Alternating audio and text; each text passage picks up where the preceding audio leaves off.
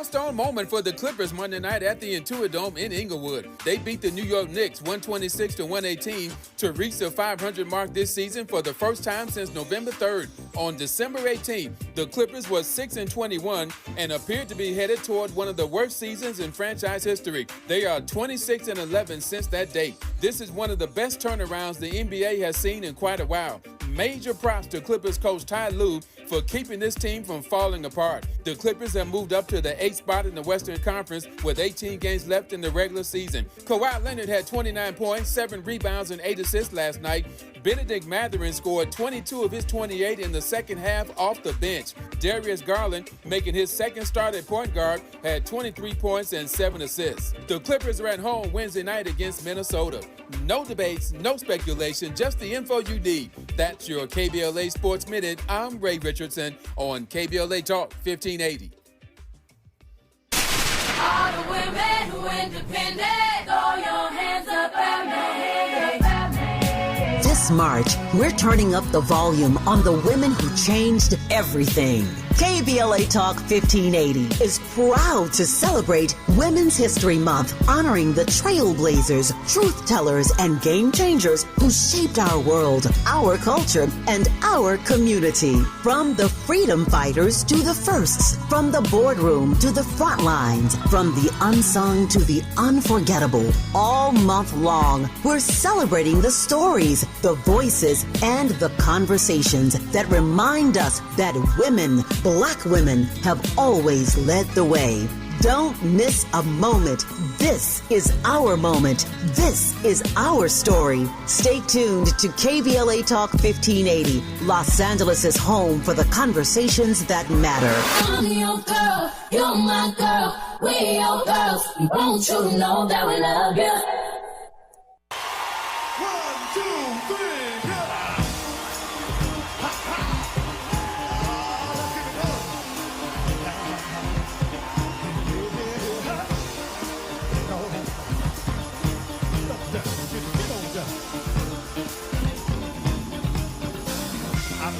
Try to keep it coming.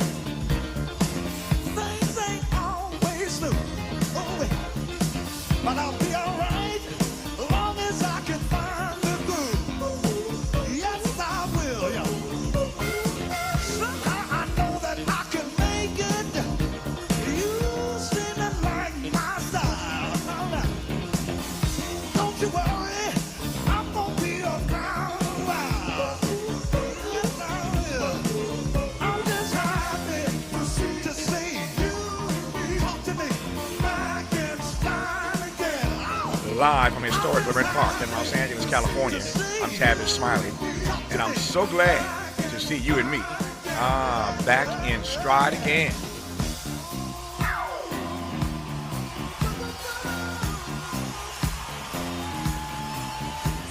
Before we get started with today's show, let me invite you to follow me on Facebook and Instagram at The Real Tavis Smiley, and get updates on X, that's formerly Twitter, at Tavis Smiley. By the way, should you miss any part of today's program or want to catch up on previous shows, you can always visit thetavisSmileyShow.com. That's thetavisSmileyShow.com, or wherever you get your podcast, and listen to the Tavis Smiley podcast version of this live program at your leisure. Another great show on tap for you today. In our second hour, a conversation with America's leading champion for Christian Socialism, Gary Dorrien, the Reinhold Niebuhr Professor of Social Ethics at Union Theological Seminary. In our third hour, a dialogue with the legendary Adolph Reed Jr., Professor Emeritus at UPenn, about his classic text, The Jesse Jackson Phenomenon, The Crisis of Purpose in Afro-American Politics. But in this first hour, two more conversations on the B side of this hour. What actually happens to deported migrants when they are returned to their home country? A conversation with Juan Proaño, CEO of LULAC, the League of United Latin American Citizens. But we commenced today's show talking politics and more with Associate Professor and Founding Director of the Race, Politics, and Policy Center at George Mason University, Dr. Michael K. Fauntroy. Michael, how are you, sir? Good to have you back on the program. I'm doing very well. It's always good to hear your voice. Likewise. Let me start with this. There's a lot to cover in this half hour, but I think I want to start here. Today is primary day. We are obviously in primary season. It seems like every Tuesday, every other Tuesday, there's some major races that are underway in states literally from California to the Carolinas. And today there's some big races in Mississippi, in Georgia. And I want to start in Mississippi because that is where Benny Thompson, longtime member of the House from my home state of my birth, frequent contributor, guest on this program. We all know him, of course, as the chair of the January 6th Select Committee. So in many respects, Benny Thompson did his part to save this democracy when nobody else, certainly Merrick Garland, was dragging his feet in the AG's office. We all know that story rather well. But I raise it because Benny Thompson today is being challenged by a much younger African American. In fact, one who used to work, as I recall, for Chuck Schumer. So Benny Thompson being challenged today, and a lot of folk are watching that race. Al Green, who we had on this program a week or two ago when he was escorted out of the House chambers during Donald Trump's speech for holding up that sign, "Black people are not apes." Al Green is being challenged in Houston by a young guy who's just on this program as well, named Christian Menifee, former Harris County attorney. So Christian Menifee is challenging Al Green in Houston. Here in L.A., where I sit right now, Maxine Waters is being challenged by a younger sister named Myla Rahman. So all across the country, we see these African-American vets who are being challenged by these younger African-Americans. I'm looking at a piece I was just reading last night from Politico. Even Barack Obama asserts that Democrat struggles could be partly because they're just too old. That story came out a couple of days ago. You probably saw that and made some headlines. Obama going in, that perhaps too many of our Democratic veterans are just too old now, and that may be part of our struggle. So Obama's in on it, but all these young folk are having their say, challenging these vets. But again, today, people are watching what may happen to Benny Thompson in Mississippi.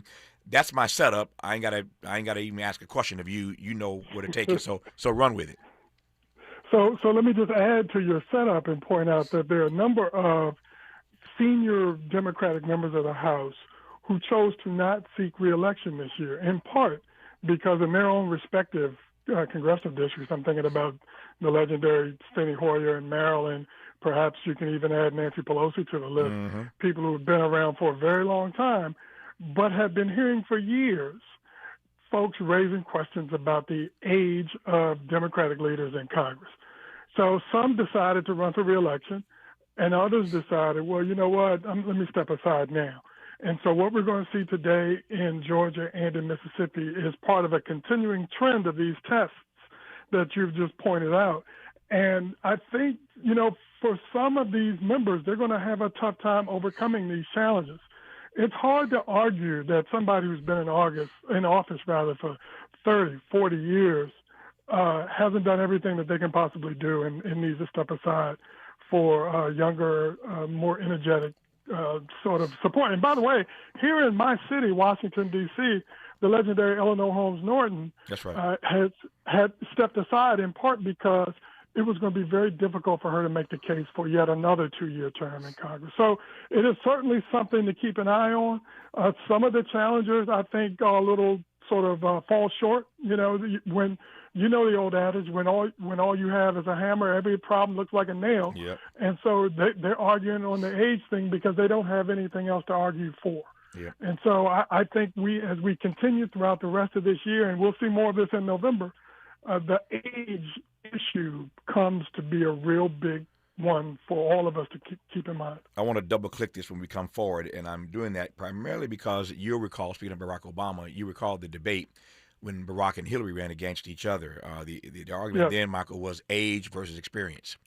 Obama was suggesting, that in subtle ways that Hillary's time had passed and that age was a factor. And she was suggesting, but I got the experience. That age versus experience argument is an old argument, but now the black community in particular is being forced to wrestle with that ourselves. Again, we have a lot of people, Al Green, Maxine Waters, Benny Thompson. You heard Michael suggested Eleanor Holmes Norton in D.C., the longtime delegate. She stepped down. And he's right. Nancy Pelosi, Steny Hoyer, they were being challenged. That would be a huge embarrassment if you're Nancy Pelosi to have been the historic Speaker of the House and to lose a race in San Francisco because you're just too old. And so it's this age-old debate of age versus experience. My question for Michael when we come forward is, how do we situate ourselves in that debate? What do black folks think about that? On the one hand, let's take Maxine Waters, for example. On the one hand, Maxine's 87, 88? A lot of experience. a lot of power, is the ranking member on a very powerful committee. On the other hand, the energy for anybody at 88 ain't what it was when you were 38 or 48. And yet, I also believe that the argument of youth can't be the only argument. And I'm not suggesting in that race or any other race that folk are only making that their singular argument. What I am suggesting is that experience does have value. But at the same time, I hear Barack Obama's point in this regard, that maybe our problem is that people just need to take a few seats. Age versus experience. We'll talk about that with Michael Fauntroy when we come forward on Tavis Smiley. BET and PBS, the Tom Joyner Morning Show, and NPR, the cover of Jet and the cover of Time. #1 on the New York Times bestsellers list, 20 honorary doctorate degrees, a dozen NAACP Image Awards, a star on the Hollywood Walk of Fame, a Presidential Lifetime Achievement Award. From talk shows to talk radio, nobody's ever done it better. You like that? This is Tavis Smiley.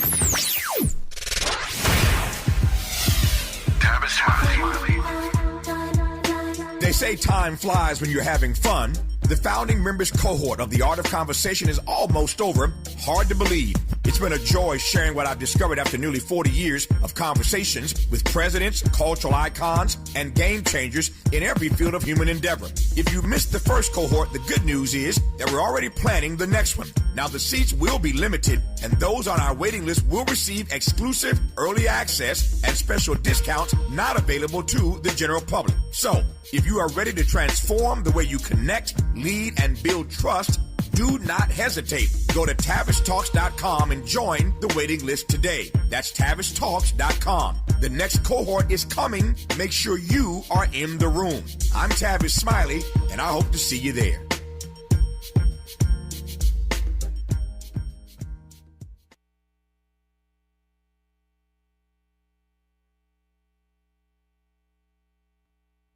Don't you wish your life came with a warning app? Stop. That dog does not want to be petted. Just a little heads up before something bad happens. Move your coffee cup away from your computer. Oh, no. So you can have more control. Stop. You're texting your boss by mistake. Uh-oh. Well, life doesn't always give you time to change the outcome, but prediabetes does. With early diagnosis and a few healthy changes like managing your weight, getting active, stopping smoking, and eating healthier, you can stop prediabetes before it leads to type 2 diabetes. It's easy to learn your risk. Take the 1-minute test today at doihaveprediabetes.org. Warning. The cap is loose on that catch-up. Ugh. Don't wait. You have the power to change the outcome. Visit doihaveprediabetes.org today. That's doihaveprediabetes.org. Brought to you by the Ad Council and its Prediabetes Awareness Partners.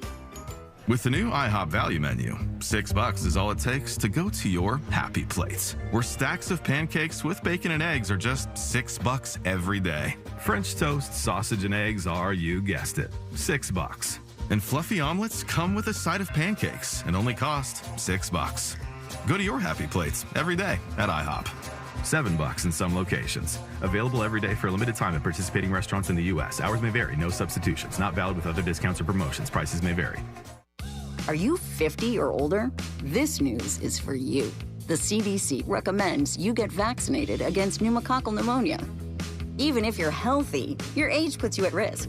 People 50 or older are over 6 times more likely to be hospitalized with pneumococcal pneumonia compared to adults 18 to 49. Just one shot can help protect you.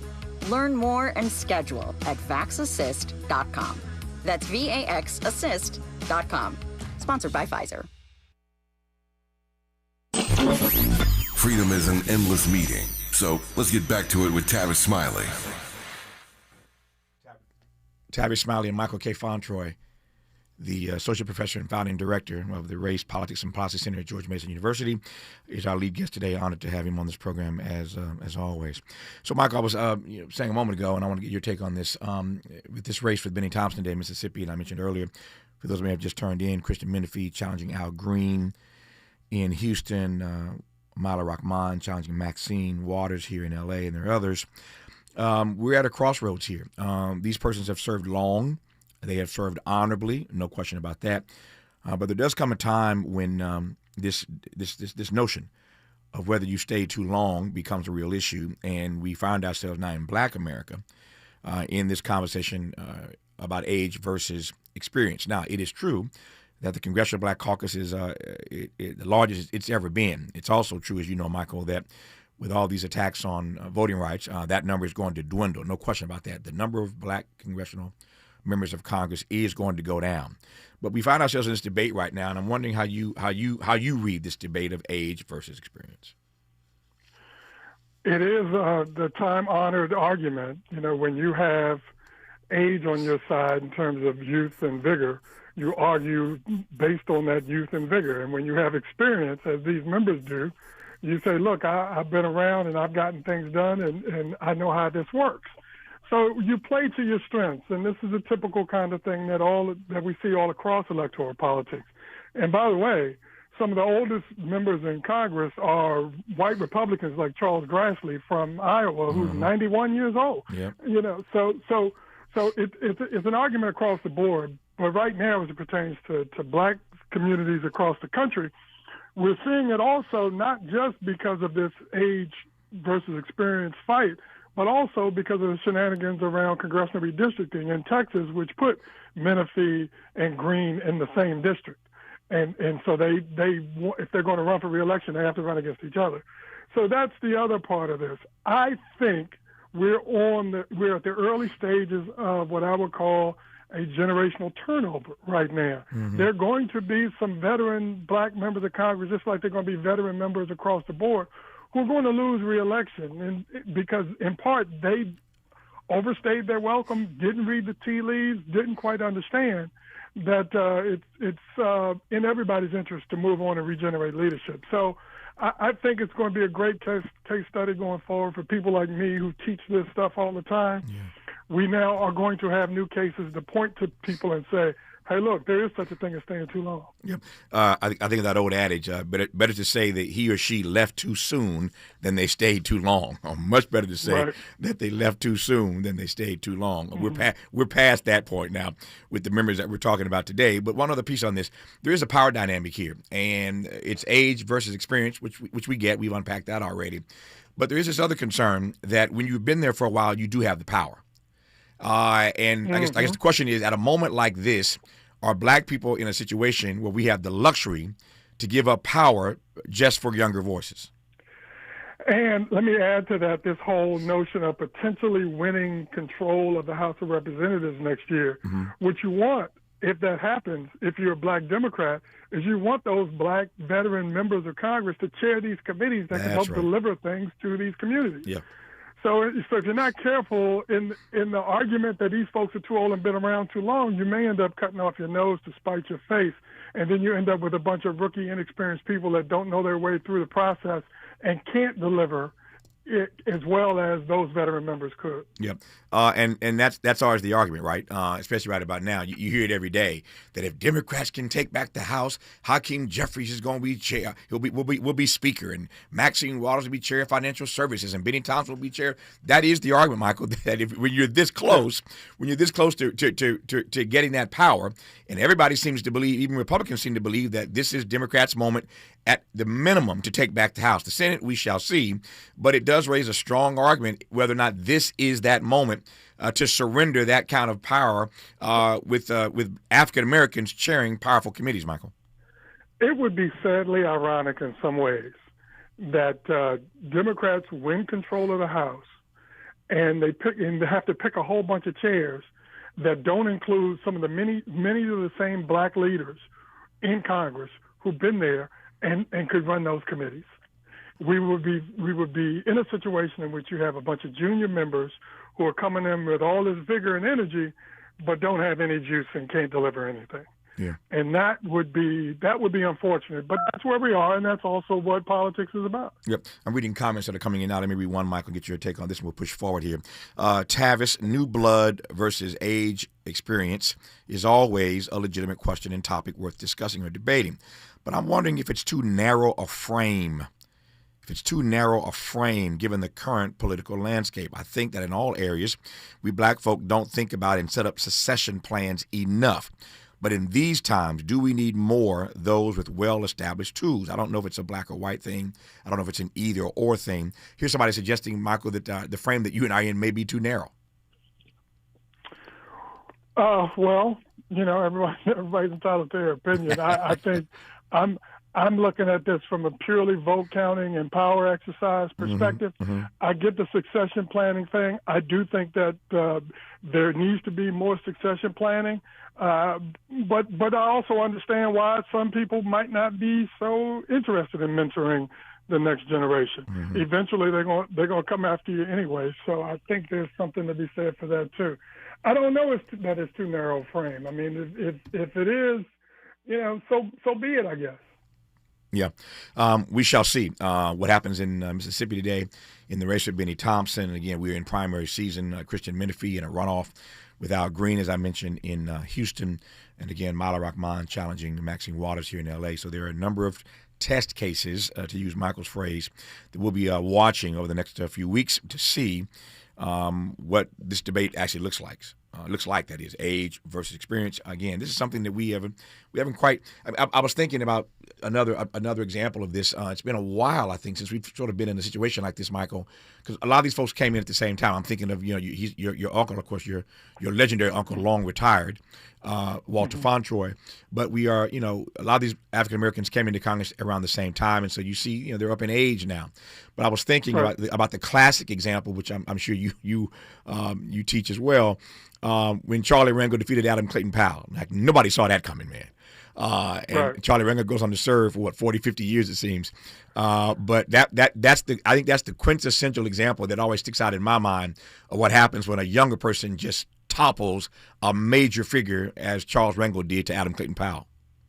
Yeah, and that's an interesting case story for an additional reason. That is, Adam Clayton Powell sort of let the power go to his head and engage in some behavior that makes you vulnerable, right? And I don't know that any of the veteran members that are running for re-election right now sort of meet that test. Yeah. But it is certainly something to keep an eye on. Yep. So let me pivot to Iran right quick here, and I want to pivot here now specifically because what we've not talked about in any significant way is how black folk are processing this. We are Americans too. We are fellow citizens as well. And these issues matter to us. And yet I've been trying to find some data and trying to dig a little deeper into specifically what African Americans think about this excursion, this drama that Donald Trump has gotten us into. But before I get to that with Michael Fauntroy, here's Donald Trump yesterday talking about the war in Iran. On Iran, you called it an excursion. You said it would be over soon. Are you thinking this week it will be over? No, Are you talking but soon. about days? I think soon. Okay, and with respect Very to... soon. Look, everything they have is gone, including their leadership. In fact, there are two levels of leadership, and even actually, as it turns out, more than that. But two levels of leadership are gone. We're ahead of our initial timeline by a lot. I would say that we probably would not have thought after a month we'd be here. In addition to the fact that we've taken out the leadership twice and maybe three times. It cracks me up, and I shouldn't say cracks me up because nothing about this is funny, Michael, but it is amazing to me. Maybe amazing is, I'm trying to find the right word. When you talk about Donald Trump, I can never find the right language. I'm just trying, maybe gobsmacked is the right word. I don't know. But literally, if you listen to Donald Trump throughout a 24-hour period, he will change his position on something 4 or 5 times.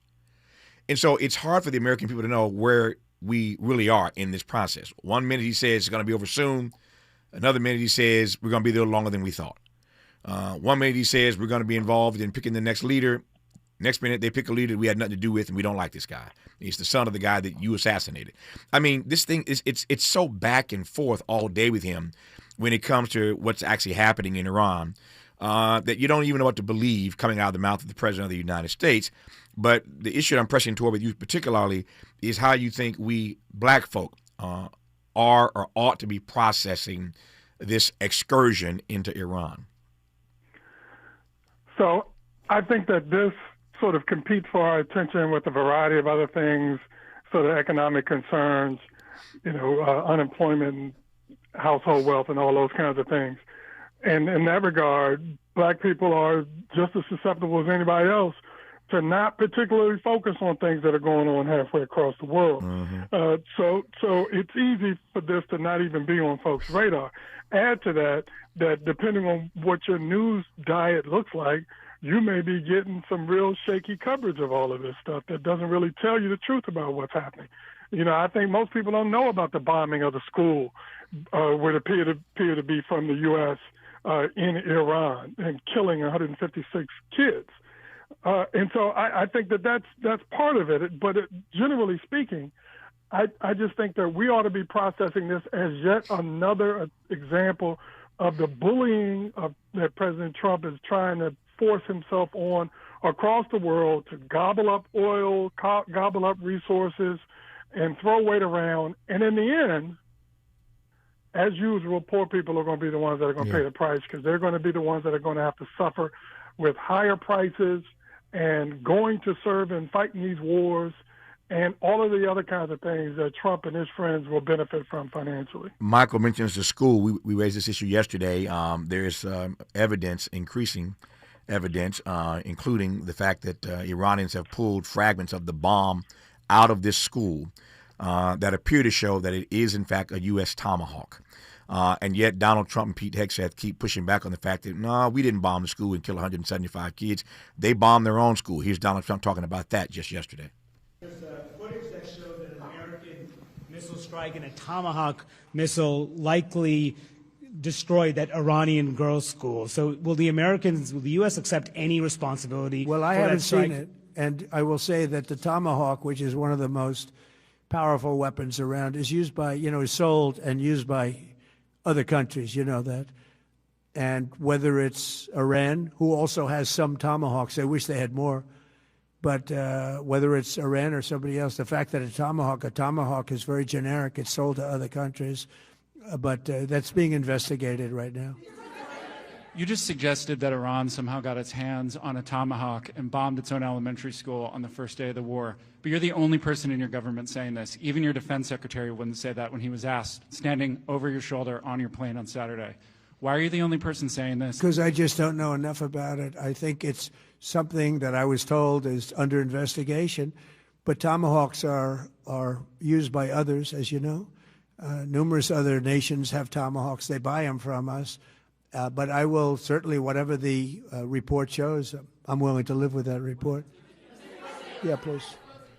It just feels to me, Michael, that we're setting ourselves up in so many ways with this Iran excursion. We're setting ourselves up for a whole lot of blowback in the years to come. And it'll be, again, it will be blowback that's going to be paid for with blood and treasure from kids that aren't even yet born. You and I are both old enough to remember the Iranian hostage crisis and how that changed American politics in 1980. Yep. And it is possible that a similar impact could happen on American politics going forward, particularly if this continues much longer and there's much more blood and treasure lost. They're estimating $1 billion to $2 billion a day on this, Tavis. Yep. Imagine what we could be doing for regular people, but instead we're bombing folks that aren't really a threat to us. Nope, that's it. You put your finger on it, as you always do. Here's my exit question with 45 seconds to go. I want to circle back to where we began. Today is primary day in major states across the country. As we sit here today, given our earlier, again, conversation, what's your sense of the Democrats' chances of taking back the House in November? I think it is as good as it has ever been. And barring some catastrophe, I fully expect it to happen. The question for me isn't by how many seats, it's whether or not there's the House and the Senate. Associate Professor and Founding Director of the Race, Politics, and Policy Center at George Mason University. He's one of our regular contributors. Always thrilled to be in conversation with our friend and brother, Michael K. Fauntroy. Michael, thank you, man. Talk to you soon, brother. All good, man. Thank you. Peace. Just getting started here on Tavis Smiley. This is getting good. Yeah, man. Tavis Smiley continues when we come forward.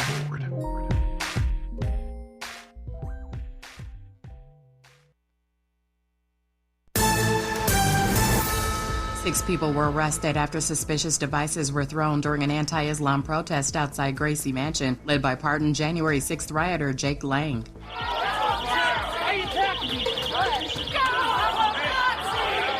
Police say 2 counter-protesters lit and threw smoke-producing devices while 4 others were charged with disorderly conduct. Mayor Mamdani's office condemned the protest as Islamophobic. Howard University now requires student-athletes to stand for the national anthem or stay in the locker room following years of kneeling protests by the women's basketball team. The school says it's balancing free expression with community respect. And SZA celebrated her 36th birthday at an Indian ashram using yoga and meditation to heal a neck injury and reconnect spiritually. She says the intensive practice brought clarity, helping her shed insecurities. Get BIN News now on demand 24/7 on the iHeartRadio app. Visit Hard Rock Casino Tejon for the $500,000 Luck of the Irish BMW drawing.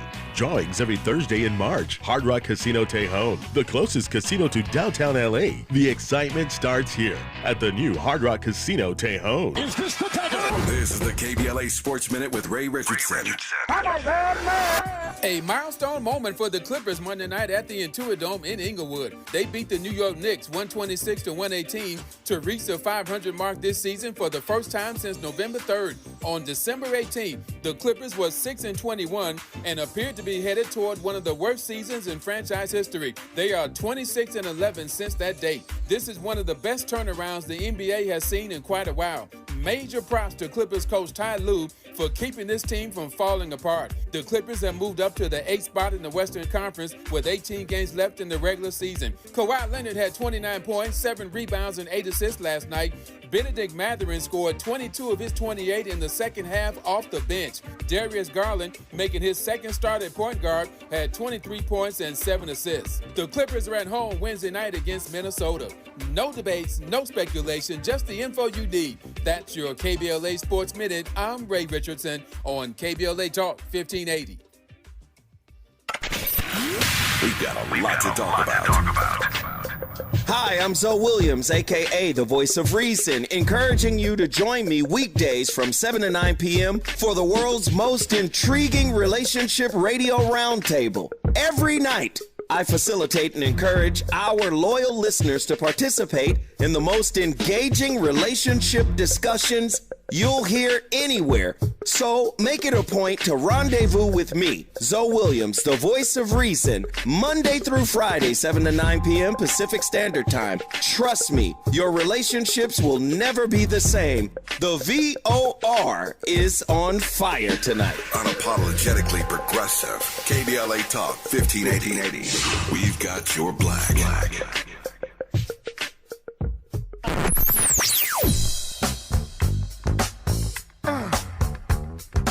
This is KBLA Talk 1580. Talk radio. That's music to your ears. We're unapologetically progressive. KBLA Talk 1580. Warning, evacuation in progress. Leave the building. It's a total takeover. That's what I want. On Friday, March 27th, KBLA Talk 1580 belongs to the women. Are you ready? All day long, from 6 in the morning to midnight, the mic belongs to powerful, accomplished women, and we are not letting go. Nothing but the voices of women who inspire, challenge, and move us forward. It's the women of KBLA Talk 1580, sun up to sundown. I'm Dominique DePrima, and I'll anchor the day with a 3-hour live panel from 6 a.m. to 9 a.m. on the state of black women in LA, followed by women talking to women all day long about the issues that matter most. Our hosts for the day include Jill Monroe, Adrian Shropshire, Dr. Melina Abdullah, Angela Reddick Wright, Raquel Graham, Angelique Francis, Tasha Thomas, Dr. Shalonda Crawford, Dion Raymond, and a couple of special guest hosts for the day that we'll be announcing soon. This is Women's History Month, and we're not just celebrating it, we're amplifying it. Join us Friday, March 27th on KBLA Talk 1580, where women take over all day, all night. Stay tuned to KBLA Talk 1580 and all of our socials for the rundown. You don't want to miss a single word. And happy Women's History Month from all of us at KBLA Talk 1580. So my ladies, I'll show you know how to work that.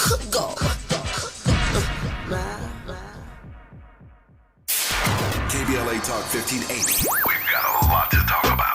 KBLA Talk 1580, connecting you with services and solutions. The Michael's Daughter Foundation is dedicated to inspiring youth and resilience through storytelling, arts, filmmaking, and enrichment programs for youth and families in under-resourced communities and system-impacted individuals. The Michael's Daughter Foundation is a 501c3 nonprofit providing free and low-cost arts programs to youth and families from under-resourced communities, both system-impacted youth and those affected by the incarceration of a loved one. 1 in 43 children in America have a parent incarcerated. 70% of those children are expected to end up in prison. Through filmmaking, animation, theater, and writing, they help young people express themselves, build confidence, and imagine new possibilities. Beyond the arts, they offer financial literacy workshops, emergency support, and scholarships. Because thriving takes more than talent, it takes access. To learn more about the impact of Michael Daughters Foundation and how you can be a part of the movement, please visit their website, michaelsdaughterfoundation.com. This is a community call to action from KBLA Talk 1580. Less monologue, more dialogue. Tavis Smiley continues right now. It does indeed, and we are delighted to welcome to this program Juan Proaño, CEO of the League of United Latin American Citizens, better known as LULAC.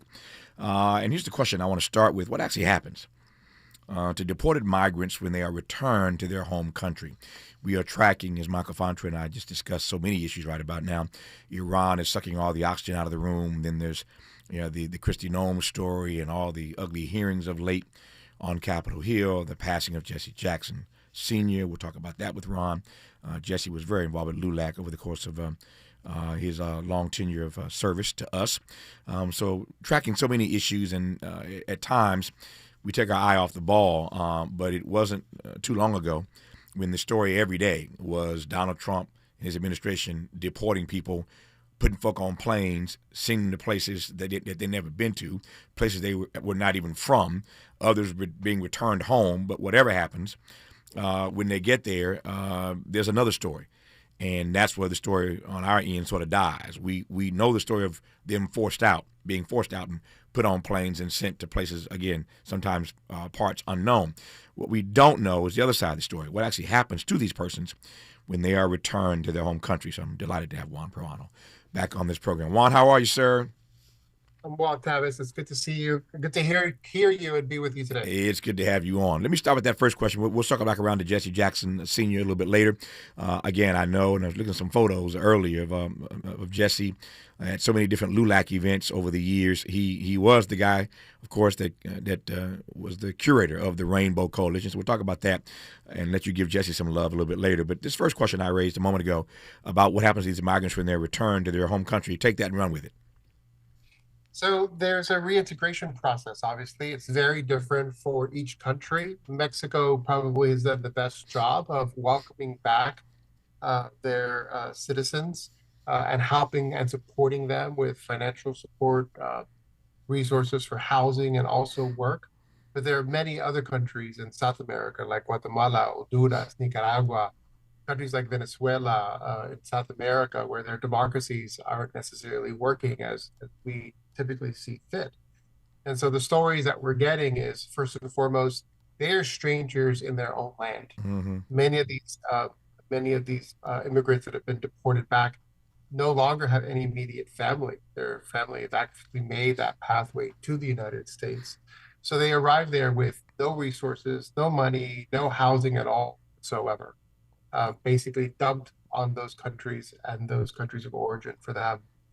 In the worst case scenario, the case of Adrian Reinhold, who we have been advocating for, he's a Venezuelan that was sent to CICOT.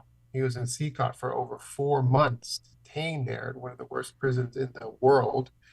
He's been back home now about 3 months, and he's been ostracized from his community, a pariah where he lives, unable to find work. Moved back in with his mother and brothers, but having a very hard time of assimilating back into his home country. Yep. Let me. I'm glad you went there because I'm hearing two sides of the same coin. I want to just give you a chance to unpack this a bit more. You mentioned earlier that Mexico is better than most countries. They tend to welcome back these migrants with open arms. They give them financial support, help them get reintegrated back into their home country. In other places, these migrants are ostracized, to use your word, when they return home. The ostracized piece I get. I'm not endorsing it, but I get. You left us. You went there. You didn't come home willingly. You were forced out of there. They ran you back home. But you made a decision to leave this country. So we ain't all that. We're not enough for you. You left us to go to the mighty U.S. of A. They kicked you out. Why should we welcome you back? I get the ostracized piece. What I'm really trying to understand is a country like Mexico. So people are leaving as often as they can, as fast as they can, trying to come to Estados Unidos. They want to come to the United States. When they get forced out of here, again, they didn't return back home because they wanted to go back home. They got forced out. They got pushed out. They were coerced back to their country. Help me understand the thinking. I love it. I'm just trying to understand the thinking of why there's a welcoming party for you to come back when you ran away. Yeah, I think it has to do with leadership, and President Sheinbaum there has had obviously a very pitched battle with President Trump relative to the bilateral relationships that our countries have actually had. A good one for many years. But I think that she was certainly moved by the pictures that we see of these immigrants basically being sent back as prisoners. Okay? Tavis, they're not just, they go back in handcuffs, they go back in shackles. Some of them go back into this device that we've been advocating against called a wrap. It is a restraint device. Think of it as a straitjacket, a full body restraint device that they're kept in for 4 to 6 hours or 8 hours on their trips back.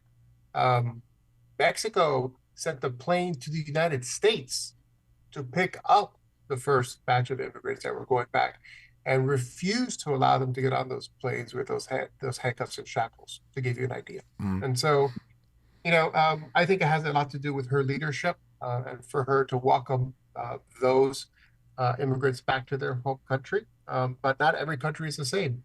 And many of these individuals fled those countries, not just for economic opportunity, but because of political persecution, because of violence, because of sexual violence as well. And that's what they're welcomed with when they go back home. And sometimes it has led to the murder and killing of some of these immigrants that are reintegrated back into their home countries in origin. Murdered and killed for what reason? Well, gang violence. A lot of times they fled because of gang violence, right? I've heard just really terrible stories of a woman that was working the fields, basically, I think it was in Nicaragua. She had the opportunity to leave, but her partner, her friend, was murdered there. And so that's why she didn't want to go back home. And now she's going back to a place that she basically fled over a decade ago, to a place that where she feared for her life. And so that's, I think, the biggest challenge that folks have, is that we don't necessarily understand the context for why they came to the United States, not just because of economic prosperity, but also because of political violence, sexual violence, and even terrorism in some cases. Yeah, I mentioned earlier, Juan, that we're tracking so many issues right now in real time. It's hard to keep up. And again, on any given day, a story is leading the news for a news cycle that may be extended, and then we pivot to something else. Right now, it's Iran. A few weeks ago, it was immigration. It seems that immigration is no longer the lead story in the news every day, not just because of Iran, et cetera, but also because after Minneapolis, things seem to have toned down a bit. Is that an overread? Put another way, how's LULAC tracking this immigration/ICE issue? I was in Minneapolis, Tavis, a couple of weeks ago. I went there soon after the Alex Preddy shooting, had the opportunity to meet with Attorney General Ellison, and we went there on an accountability trip.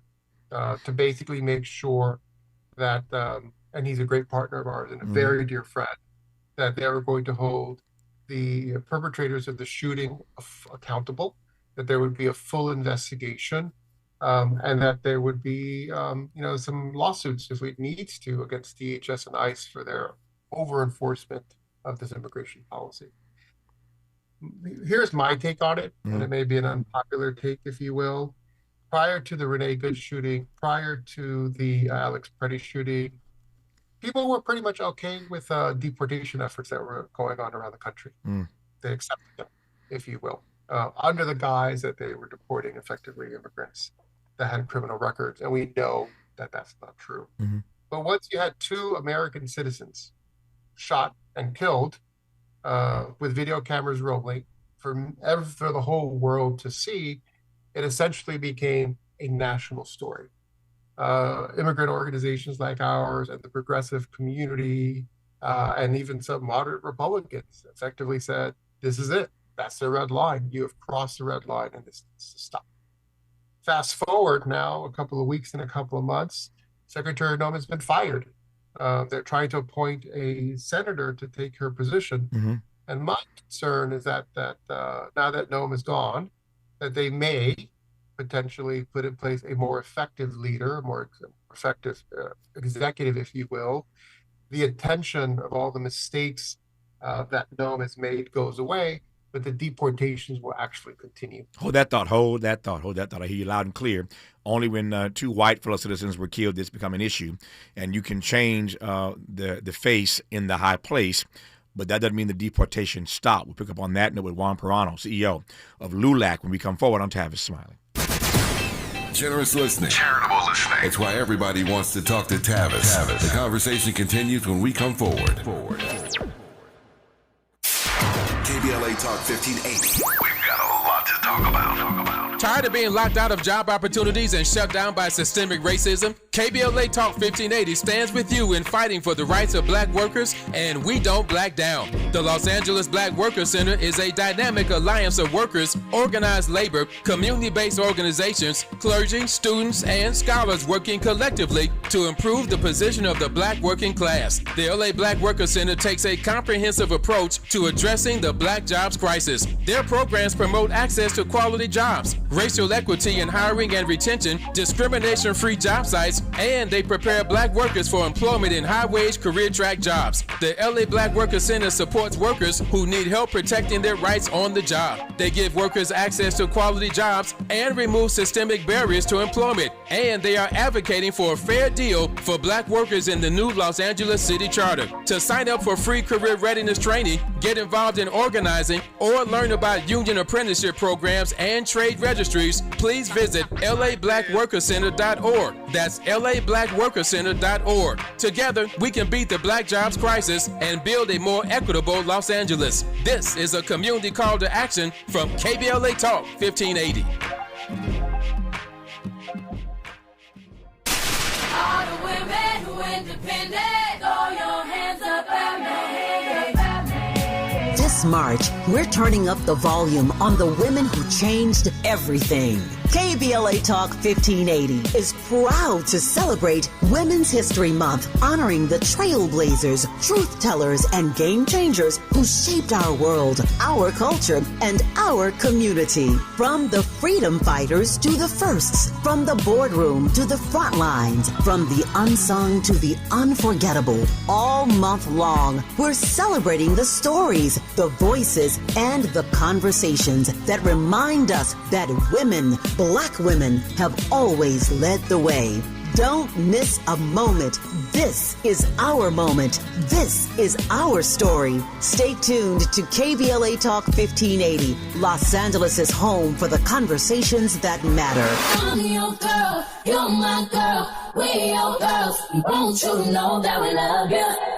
Are you drowning in IRS tax debt? Angela was. She called Civic Tax Relief and saved over $80,000. Felicia was having health problems, got behind on her taxes, interest and penalties were adding up. She called Civic Tax Relief and saved over $15,000. Civic Tax Relief is a professional tax negotiation firm that can protect you from the IRS. If you're getting collection letters, call Civic Tax Relief for a free consultation. They will go to work helping you discover all the relief programs you may qualify for free. James owed the IRS $37,000. Civic Tax Relief represented him against the IRS, and by the time everything was completed, he did not owe the IRS anything. If you are in trouble with the IRS, call Civic Tax Relief for your free consultation now. 800-200-2257. 800-200-2257. Get a free consultation and real tax relief. Call 800-200-2257. 800-200-2257. More honesty than you can handle. More empowerment than you can imagine.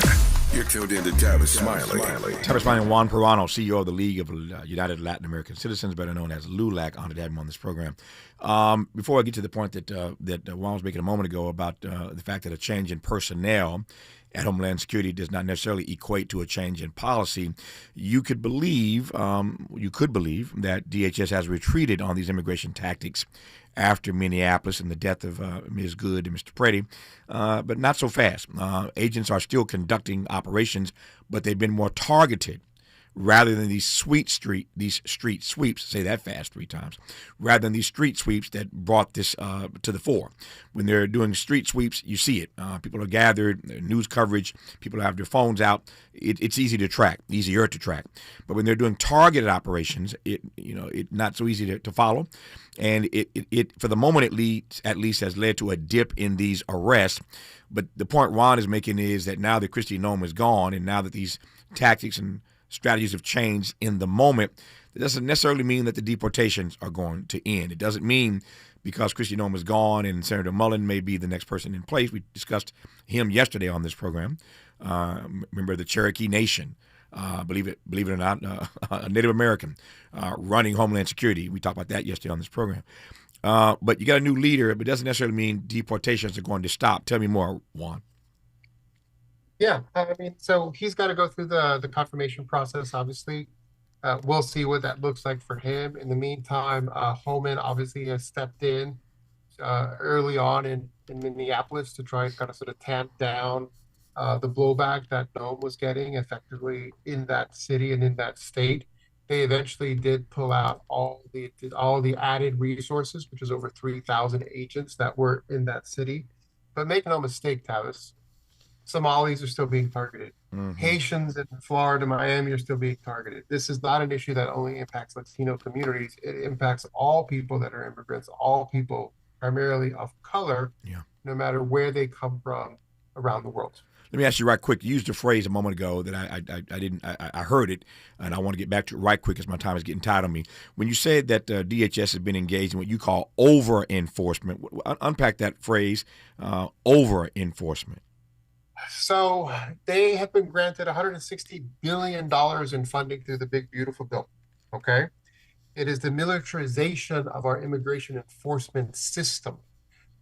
ICE, which has been primarily used as an investigative body, has now literally through legislation been given arms. They literally can carry firearms into court. They can interview you if you go in for an immigration hearing. They can be armed and they can arrest you. And they can literally use violence, including deadly violence, if it's called for. That's a huge, huge shift. Yeah. And there are other things like this Office of Biometric Identity Management, right? An agency that you and I probably have never heard of before. But guess what? They've been granted $271 million. And what are they doing? They're getting all of the biometric data from TSA pre and clear driver's licenses, if you will, to identify undocumented immigrants. But in that sweep of data, they're including regular Americans, everyday Americans, right? Through the acquisition of all these federal government databases. If you even apply for a public benefit, they know that. And they can use this information effectively against you and against all Americans and all citizens. This big brother's getting worse by the day. Our remaining moments with Juan Proaño when we come forward and give him an opportunity to say a word about the late, great Jesse L. Jackson Sr. You're listening to Tavis Smiley. Why does Tavis say when we come forward? Because he's not going back. And you don't have to go back either. Forward ever, backward never. More of Tavis Smiley when we come forward. Forward.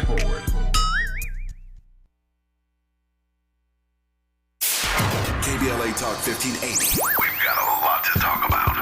KBLA Talk 1580, connecting you with services and solutions. At the heart of the Al Wooten Center's mission for good citizenship and academic excellence is a desire to ensure that every student avoids the kind of lifestyle and overcomes the kinds of challenges that led to the murder of Al Wooten Jr. In 1990, founder Myrtle Fay Rumpf opened the center in honor of her son's life. In 2026, they are serving more than 300 students in grades 3 through 12 annually online and on site at their youth center and other sites in the South LA area. The Al Wooten Jr. Youth Center takes a neighborhood approach to the revitalization and empowerment of a community in crisis. The Wooten Center provides free after-school and summer programs to help students in grades 3 through 12 attain grade-level proficiency and promotion, high school graduation, and college and career access and success. The Al Wooten Center focuses on academics, STEM, the arts, and so much more. Join them for an enriching experience that sparks creativity and nurtures young minds. Tap in at wootencenter.org. That's wootencenter.org. This is a community call to action from KBLA Talk 1580. Did you know about 1 in 3 people with plaque psoriasis may also develop psoriatic arthritis, which causes joint pain, stiffness, and swelling? Does this sound like you? Listen to what it sounds like to be a million miles away.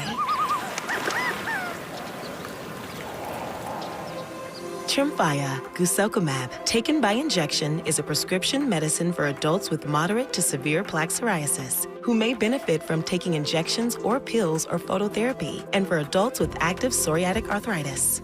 Serious allergic reactions and increased risk of infections and liver problems may occur. Before treatment, your doctor should check you for infections and tuberculosis. Tell your doctor if you have an infection, flu-like symptoms, or if you need a vaccine.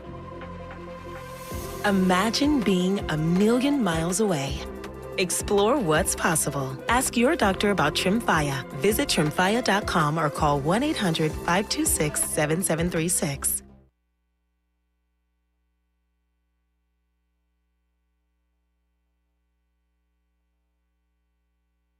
Helping to make you the most knowledgeable person in your circle of friends. This is Tavis Smiley. Tavis Smiley and Juan Proaño, CEO of LULAC. I got 3 minutes left here, Juan. I'll give all 3 minutes to you to say what you want to say, as you will, about the long-standing relationship between Jesse L. Jackson Sr. and LULAC. Well, thank you so much, Tavis. I've had a chance to meet Reverend Jackson on a couple occasions over the last 2 decades, if you will, an incredible man. But I was very, very touched upon his passing when a lot of LULAC's leadership started to send me pictures and photos. I really didn't know how long this history was, but first our national president, Roman Balamana, sent me photos of him and Reverend Jackson on the Hill when they're doing lobbying together. Our immediate past national president sent me photos going back almost 40 years, both during his tenure as national president and also as a young lawyer as part of the Rainbow Push Coalition when Reverend Jackson was actually running for president, helping support his campaign and advocating for him. And even further back, many of our leadership deep connections to him. He was an incredible advocate for the Latino community, for diverse communities. We have lost a pillar of the civil rights community. I was in Selma this weekend at the Jubilee, and the first year that he was not present and not with us. And so he will be certainly sorely missed, a lion of the civil rights movement, but a very good and close partner to LULAC and to the Latino community, and we're grateful for all of his incredible contributions. Nope, I wanted to make sure you got a chance to get that out. I was looking at some of those photos, and it does, in fact, underscore Jesse Jackson's long-standing relationship with communities beyond the black community. He, again, is the curator of the force behind that Rainbow Coalition, and it wasn't just in word, it was in word and in deed. What a beautiful thing it is to have to make your transition, but to have people from communities all around the country and indeed all around the world celebrate you for being a champion of their rights as well as the rights of your own community. It's a great tribute to Reverend Jesse Jackson Sr. Juan Proaño, CEO of the League of United Latin American Citizens, better known as LULAC. Always honored to have him on this program. Thanks for your work and your witness, Juan. We'll talk soon, brother. Stay strong. Thank you, Tavis. More of Tavis Smiley when we come forward.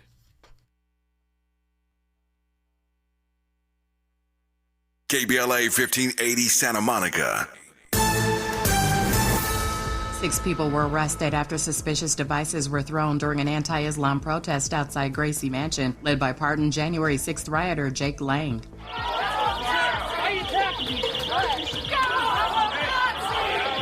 Police say 2 counter-protesters lit and threw smoke-producing devices while 4 others were charged with disorderly conduct. Mayor Mamdani's office condemned the protest as Islamophobic.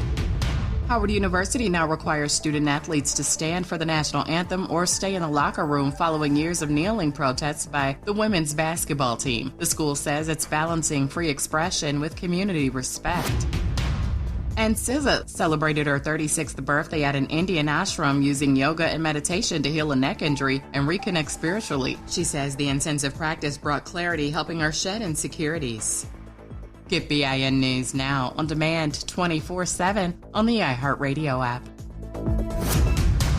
Visit Hard Rock Casino Tejon for the $500,000 Luck of the Irish BMW drawing. Drawings every Thursday in March. Hard Rock Casino Tejon, the closest casino to downtown LA. The excitement starts here at the new Hard Rock Casino Tejon. Is this the takeover? This is the KBLA Sports Minute with Ray Richardson. A milestone moment for the Clippers Monday night at the Intuit Dome in Inglewood. They beat the New York Knicks 126-118 to reach the 500 mark this season for the first time since November 3rd. On December 18th, the Clippers were 6-21 and appeared to be headed toward one of the worst seasons in franchise history. They are 26-11 since that date. This is one of the best turnarounds the NBA has seen in quite a while. Major props to Clippers coach Ty Lue for keeping this team from falling apart. The Clippers have moved up to the 8th spot in the Western Conference with 18 games left in the regular season. Kawhi Leonard had 29 points, 7 rebounds, and 8 assists last night. Benedict Mathurin scored 22 of his 28 in the second half off the bench. Darius Garland, making his second start at point guard, had 23 points and 7 assists. The Clippers are at home Wednesday night against Minnesota. No debates, no speculation, just the info you need. That's your KBLA Sports Minute. I'm Ray Richardson on KBLA Talk 1580. All the women who independent, throw your hands up at me. This March, we're turning up the volume on the women who changed everything. KBLA Talk 1580 is proud to celebrate Women's History Month, honoring the trailblazers, truth tellers, and game changers who shaped our world, our culture, and our community. From the freedom fighters to the firsts, from the boardroom to the front lines, from the unsung to the unforgettable. All month long, we're celebrating the stories, the voices, and the conversations that remind us that women, Black women, have always led the way. Don't miss a moment. This is our moment. This is our story. Stay tuned to KBLA Talk 1580, Los Angeles' home for the conversations that matter. I'm your girl, you're my girl, we your girls. Won't you know that we love you?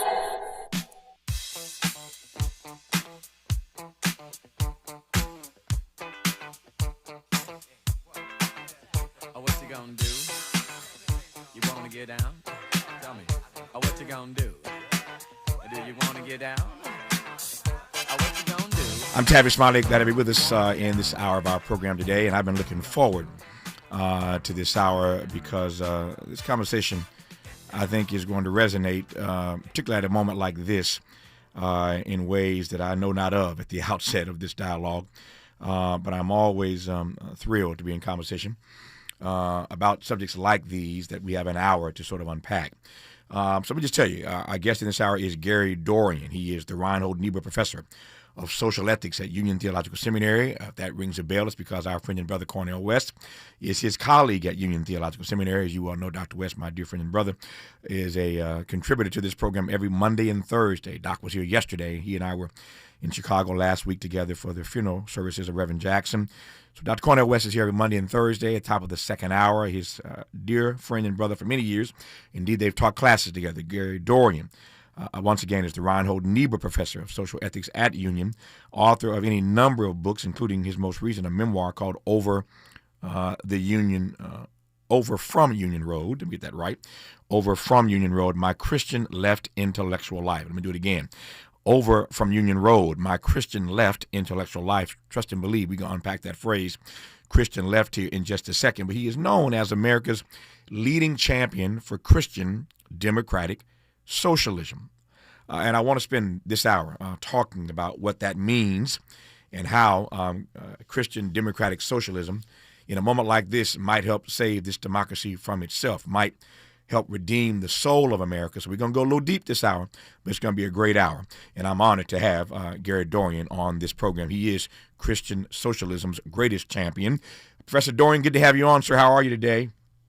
Thank you, my friend. It's great to be with you again. Thank you for the time. Glad to hear your voice. Let me just start with some terminology here. I want to make sure, as I always do, that all of us listening across the country to this dialogue for the next hour are on the same page in terms of terminology. So let me just give you a chance, as you will, to unpack some terms, and then I will jump from there. So when we say, we talk about the tradition of Christian democratic socialism, what are we talking about? Take us inside your classroom at Union, sir.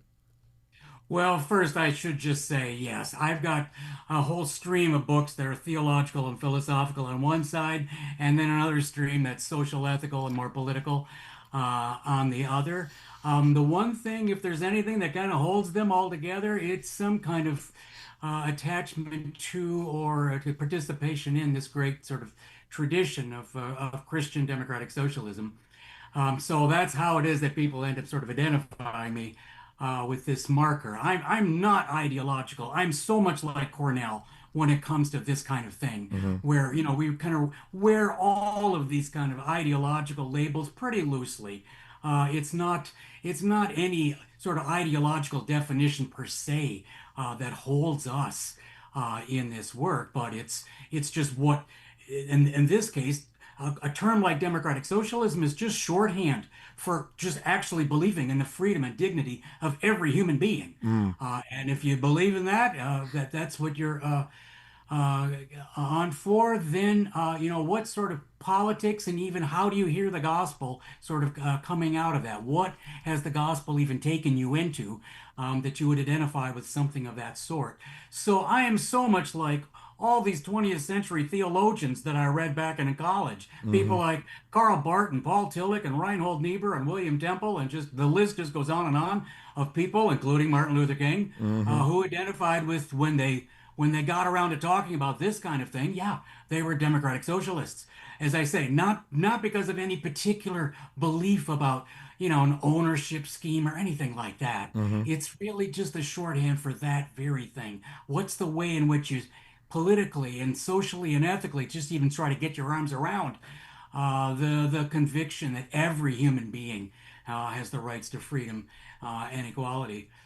You know, in our country, today, in our political moment, yeah, Bernie Sanders has defined what democratic socialism is. I mean, that operatively, that's what it is. And I'm fine with that. The way Bernie talks about it, you know, it's just 6 human rights. It's the right to health care and a roof over your head and a secure retirement and an education and a clean environment and so on. It's just these kind of the right to just basic necessities to actual human flourishing itself. So I don't have any, you know, we can get technical about it. Sure. But I don't have any more need to get more than that. Yep. Without me even asking, you went pretty hard pushing back on this notion of ideology. You said, I am not ideological. There's a question there, and I think the question is simply this. Why would one of Gary Dorrien's stature be so stalwart, so strong in saying so publicly and so forcefully, I am not ideological? I sense an indictment of ideology right about now in America. And if that's what I'm sensing, tell me more. Well, I think ideology can be helpful as shorthand so long as we have some kind of understanding of what it is you're talking about. But, you know, the very term democratic socialism is itself a somewhat of a self-conscious moniker for needing to mark out yet that, yes, there is in the history of socialism a story that goes back to the 1820s. There are traditions and sectors of this whole socialist story that were not democratic, that even just thought of democracy itself as just a form of government, that certain socialist traditions, certainly the Marxist ones, just aren't even really interested in that governance issue. So then you get, you know, streams of folks in the more social democratic side of this who say, no, we need to actually put the word democratic in front of socialist, Right. because our understanding is that it is democratic, right? That it's democratic as means and end, that there's no good socialism that isn't democratic, both as means and as end. And yet we do recognize we've got brethren who don't agree with us. I mean, there are people in this whole socialist story who have nowhere near the same commitment to democracy and even kind of the individual rights of liberalism as in this particular tradition or strain of socialism. And so just the fact that there's this whole group of folks that going back over a century would just never use the word socialist except with the word democratic in front, shows you something right away about this. Yeah, there's something that's got to be kind of self-consciously named. And that depends where you are. You know, in England, this was never really a thing. In England, they really don't have traditions of Marxian socialism or anarchism that have to be kind of dissociated from. In England, it was far more of a democratic socialist tradition from the beginning, a cooperative movement. And it's also why that's where you have the richest tradition of Christian socialism, because Christians never had any trouble being in the Labor Party or being in any of these democratic socialist organizations or histories. But on continental Europe, it was sometimes a different story. Just getting started. Going to be a great hour here with Gary Dorrien. I am already noodling a number of things I want to ask him, including, I should say, given what he just said a moment ago. What is the critique of the Christian right by Christian democratic socialists? What's their critique of the Christian right as we know it in real time? He mentioned Dr. King already. I know from reading his work that the most formative influence on his work has been Dr. King, and Gary Dorrien is a good white brother, as Dr. West might say. He's from the vanilla side of town, and yet his greatest influence has been a brother, a black man named Martin Luther King Jr. What's that about? He's written a number of books, including 3 major texts on the black social gospel. Again, not a black man, but writing books about the black social gospel. As I said, he is Christian socialism's greatest champion. He's our guest for the hour. We're going to have a great time talking to Gary Dorrien when we come forward on Tavis Smiley. BET and PBS, The Tom Joyner Morning Show, and NPR, the cover of Jet and the cover of Time. #1 on the New York Times bestsellers list, 20 honorary doctorate degrees, a dozen NAACP Image Awards, a star on the Hollywood Walk of Fame, a Presidential Lifetime Achievement Award. From talk shows to talk radio, nobody's ever done it better. You like that? This is Tavis Smiley.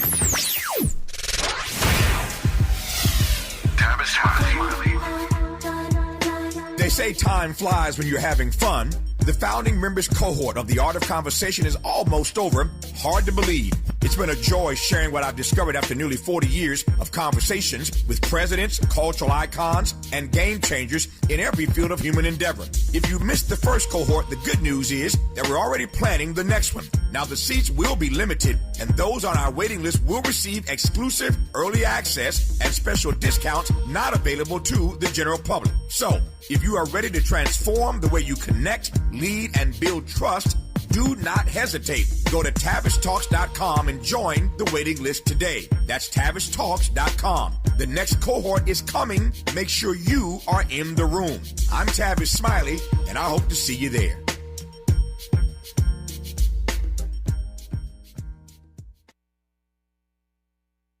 Don't you wish your life came with a warning app? Stop. That dog does not want to be petted. Just a little heads up before something bad happens. Move your coffee cup away from your computer. Oh, no. So you can have more control. Stop. You're texting your boss by mistake. Uh-oh. Well, life doesn't always give you time to change the outcome, but prediabetes does. With early diagnosis and a few healthy changes like managing your weight, getting active, stopping smoking, and eating healthier, you can stop prediabetes before it leads to type 2 diabetes. It's easy to learn your risk. Take the 1-minute test today at doihaveprediabetes.org. Warning, the cap is loose on that catch-up. Ugh. Don't wait. You have the power to change the outcome. Visit doihaveprediabetes.org today. That's doihaveprediabetes.org. Brought to you by the Ad Council and its Prediabetes Awareness Partners. With the new IHOP value menu, $6 is all it takes to go to your happy place, where stacks of pancakes with bacon and eggs are just $6 every day. French toast, sausage, and eggs are, you guessed it, $6. And fluffy omelets come with a side of pancakes and only cost $6. Go to your happy plates every day at IHOP. $7 in some locations. Available every day for a limited time at participating restaurants in the U.S. Hours may vary. No substitutions. Not valid with other discounts or promotions. Prices may vary. Are you 50 or older? This news is for you. The CDC recommends you get vaccinated against pneumococcal pneumonia. Even if you're healthy, your age puts you at risk. People 50 or older are over 6 times more likely to be hospitalized with pneumococcal pneumonia compared to adults 18 to 49. Just one shot can help protect you. Learn more and schedule at vaxassist.com. That's VAXassist.com. Sponsored by Pfizer. Made fresh daily in Leimert Park, Los Angeles, California. You're listening to Tavis Smiley. Tavis Smiley and Gary Dorrien, the Reinhold Niebuhr Professor of Social Ethics at Union Theological Seminary. His latest text is his memoir. It's called Over from Union Road, My Christian Left Intellectual Life. So this is, in so many respects, I suspect a career conversation with Gary Dorrien. He's covered so much ground in his career. Can't do justice to all of it in one 60-minute discourse or dialogue, but I want to do the best we can to give you a better insight as to why Christian democratic socialism has been at the epicenter of his work and witness, his life and legacy. Honored to have him on this program. Hard to know where to start, Gary. You've said so much already. I think I want to just go back to the beginning and how it is that Dr. King, who you referenced earlier, is so formative to your thinking on the subject. Tell me more. Well, you know, Tavis, I'm 12 years older than you. So we still had Dr. King with us when I was in high school. I grew up poor and rural in the middle of Michigan. Union Road is a dirt road of shacks and trailers.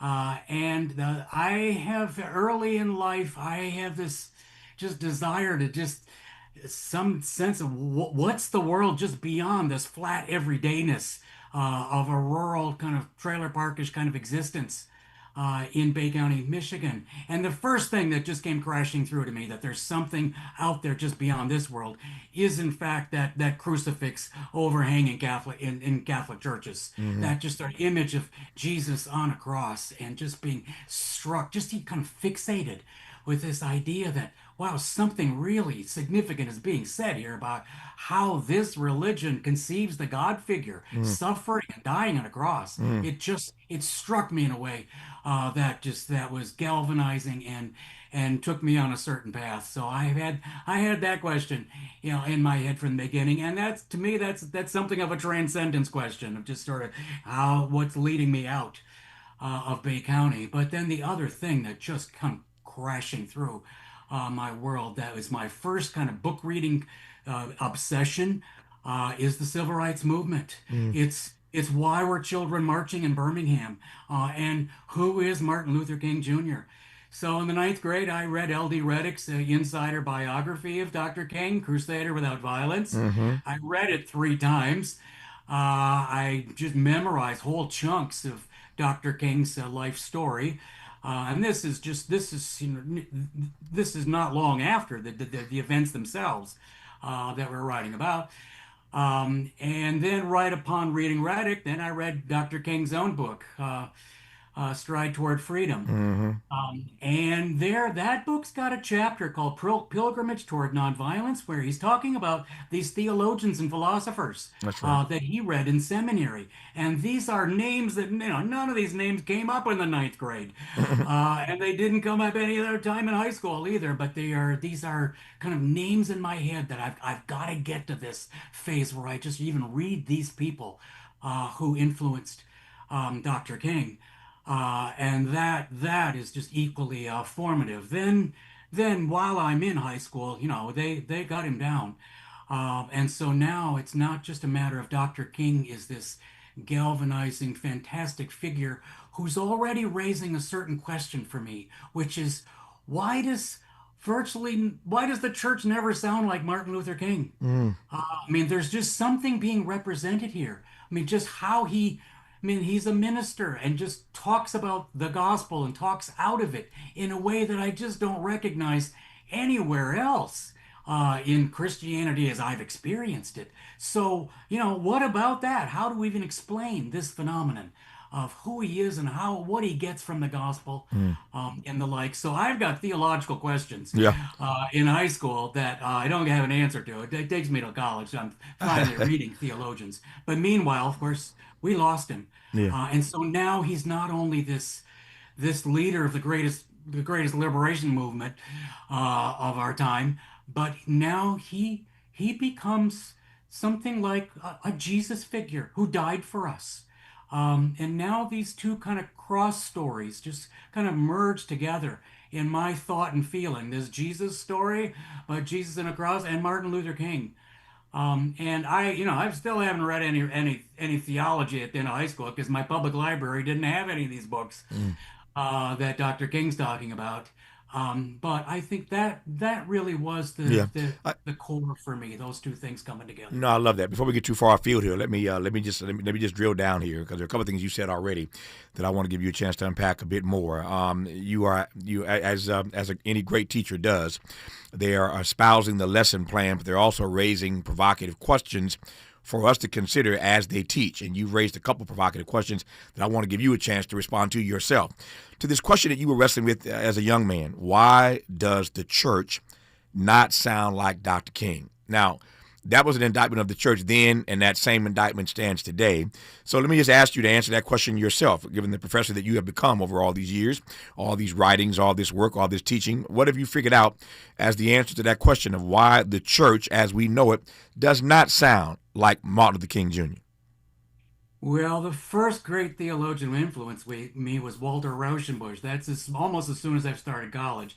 I did read Rauschenbusch, and then right on top of that, I read James Cone, and even had played a role in getting Cone invited to my little college in the middle of Michigan. But what caught me about Rauschenbusch, who is the great figure of the white social gospel of a century ago, just fabulous figure, a founding figure in the social gospel movement of that generation. But Rauschenbusch had that very question. He grew up in the faith. He prayed "Thy kingdom come" his whole life. His father was a minister and a professor, and yet what it actually means to pray "Thy kingdom come, Thy will be done on earth as in heaven," he had just never heard, never thought of it as having anything to do with social justice.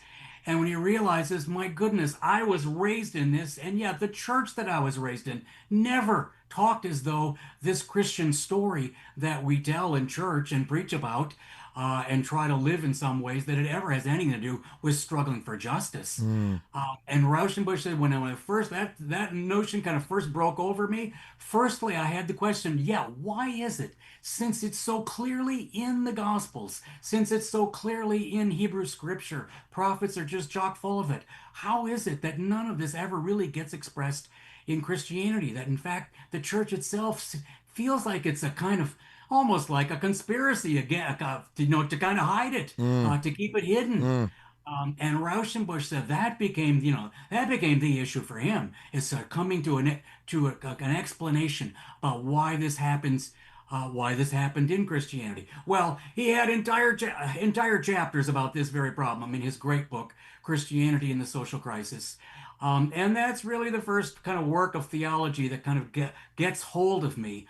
And now, yes, it's exactly what King said it was, because King wrote about this in Stride Toward Freedom. He said, Walter Rauschenbusch was the great champion of Christian socialism, the person that we're all included. It's for everybody. It's about all the freedom and equality for all people. The Bible is actually just chock full of it if you can just take the blinders off that the church puts on you.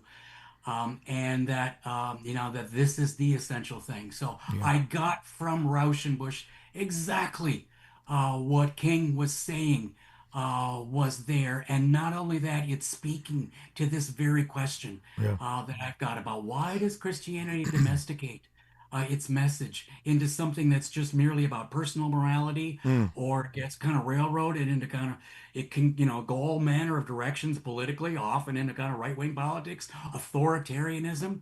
For so many people, they come to religion. So many people are religious just because they want some kind of great dictatorial authority in their lives where they just don't even really have to think or feel or struggle. They've just sort of given over to some authority. And Rauschenbusch said, "Boy, watch out for that one."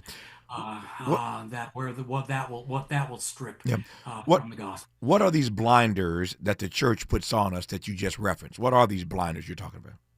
Well, the one that Rauschenbusch went hard for and that had a great impact for me was just to say, all right, since that's my own experience, thy kingdom come, I've been hearing it all my life, and yet I just don't think of it as in any kind of real world terms. Well, why is that? He says, well, one way of just even understanding what happened to Christianity in Christian history is simply to track the history of the notion of the doctrine of the kingdom of God. What is the kingdom of God in a church, in a given context, in a given part of the church, in one part of the world or another? And Rauschenbusch says, yeah, in some parts of Christianity in the past, the kingdom of God is just heaven. That's all it means. And preaching about the kingdom is just about being saved for heaven, just totally otherworldly. And it just becomes just you and God being saved for heaven. Or he says, sometimes there are other contexts, people see it as, the kingdom of God is within you. It's that immanent motif that certainly the Quakers made a great deal of, and other kind of spiritualist movements will run hard with. He says another way of construing the kingdom is the community gathered. It's the church itself that then makes itself an authority. And Rauschenbusch says, yeah, Roman Catholicism ran hard for that one, kind of sort of reducing the kingdom of God to the church. And then he says, there's a way of hearing it that is indeed, you're taking the social ethical content seriously, the Sermon on the Mount and all that, but he says that's just very much a minority stream in Christian history. And then there's also this sense of the kingdom of God as a kind of apocalyptic act of God at the end of history that's a kind of judgment on history. And what Rauschenbusch says is that actually the biblical notion of the kingdom is all these things. The biblical doctrine of the kingdom is multidimensional. It's comprehensive. It's beautiful, he says. You have the authority of the Lord Jesus in it. He says, but the whole history of the church has been a history of kind of reducing the kingdom of God to just one or two of its dimensions and kind of losing the full wealth of conviction of what it's supposed to be. Because Jesus is saying all these things for a reason. He wants you to take seriously everything he's saying on the Sermon on the Mount, and yet the church does screen it out. And the kicker argument was just to say that, look at the creeds. We have the Nicene Creed, the Apostles' Creed, all the great creedal statements of the early church from the 3rd and 4th and 5th century that are repeated forever on. Not a word about the teaching of Jesus in any of them. Not a word about social, ethical, anything. And Rauschenbusch says, there's the problem. And we've had it ever since. No, when you reference the full wealth of conviction, let me just set this up. I'm not going to have not enough time to really delve into it right now. Let me tell you where I want to go when we come forward on this particular subject. We're talking with Gary Dorrien, by the way, in case you've just tuned in. His memoir is called Over from Union Road, My Christian Left. He is America's foremost champion for Christian democratic socialism. And we're trying to understand how that notion could aid and abet America in a grim moment such as this. But Gary makes reference a moment ago to the full wealth of conviction. And so when it comes forward, I want to go right to the subtitle of his book, My Christian Left Intellectual Life. And here are my two questions for Gary. One, what does it mean in real time to be Christian left? What does that mean to be Christian left? And again, in the context of the full wealth of conviction, what is the Christian democratic socialism critique of the Christian right in a moment such as this? You're listening to Gary Dorrien on Tavis Smiley. What's your quarrel with the world? You're listening to Tavis Smiley. I'm Avery Wood with BIN News Now. Some of rap's biggest names are trying to stop the execution of Texas inmate James Broadnax. They argue prosecutors unfairly used his lyrics to paint him as dangerous. Attorney Chad Baruch. Then that expression is used to attempt to paint him as having some sort of propensity toward criminality. He says rap is treated as reality in ways other genres aren't. HBCU, Howard University students are calling out a DC jogger after he promoted running routes through the campus. The influencer known as Your Buddy Gus sparked backlash and apologized, saying he didn't realize the school's history with outsiders or safety concerns. And Rodney King is finally being honored 35 years after his brutal beating by LAPD with a memorial plaque at his former Altadena home. The community groups say the tribute celebrates his legacy and impact. Get BIN News Now on demand 24/7 on the iHeartRadio app. Visit Hard Rock Casino Tejon for the $500,000 Luck of the Irish BMW drawing. Drawings every Thursday in March. Hard Rock Casino Tejon, the closest casino to downtown LA. The excitement starts here at the new Hard Rock Casino Tejon. Is this the takeover? This is the KBLA Sports Minute with Ray Richardson. A milestone moment for the Clippers Monday night at the Intuit Dome in Inglewood. They beat the New York Knicks 126-118 to reach the 500 mark this season for the first time since November 3rd. On December 18th, the Clippers were 6-21 and appeared to be headed toward one of the worst seasons in franchise history. They are 26-11 since that date. This is one of the best turnarounds the NBA has seen in quite a while. Major props to Clippers coach Ty Lue for keeping this team from falling apart. The Clippers have moved up to the 8th spot in the Western Conference with 18 games left in the regular season. Kawhi Leonard had 29 points, 7 rebounds, and 8 assists last night. Benedict Mathurin scored 22 of his 28 in the second half off the bench. Darius Garland, making his second start at point guard, had 23 points and 7 assists. The Clippers are at home Wednesday night against Minnesota. No debates, no speculation, just the info you need. That's your KBLA Sports Minute. I'm Ray Richardson on KBLA Talk 1580. He's the son of a school teacher and Navy veteran who built a company worth billions and walked away from it. Tom Steyer, pledging to give away half of everything he earned to charity and fight for Californians.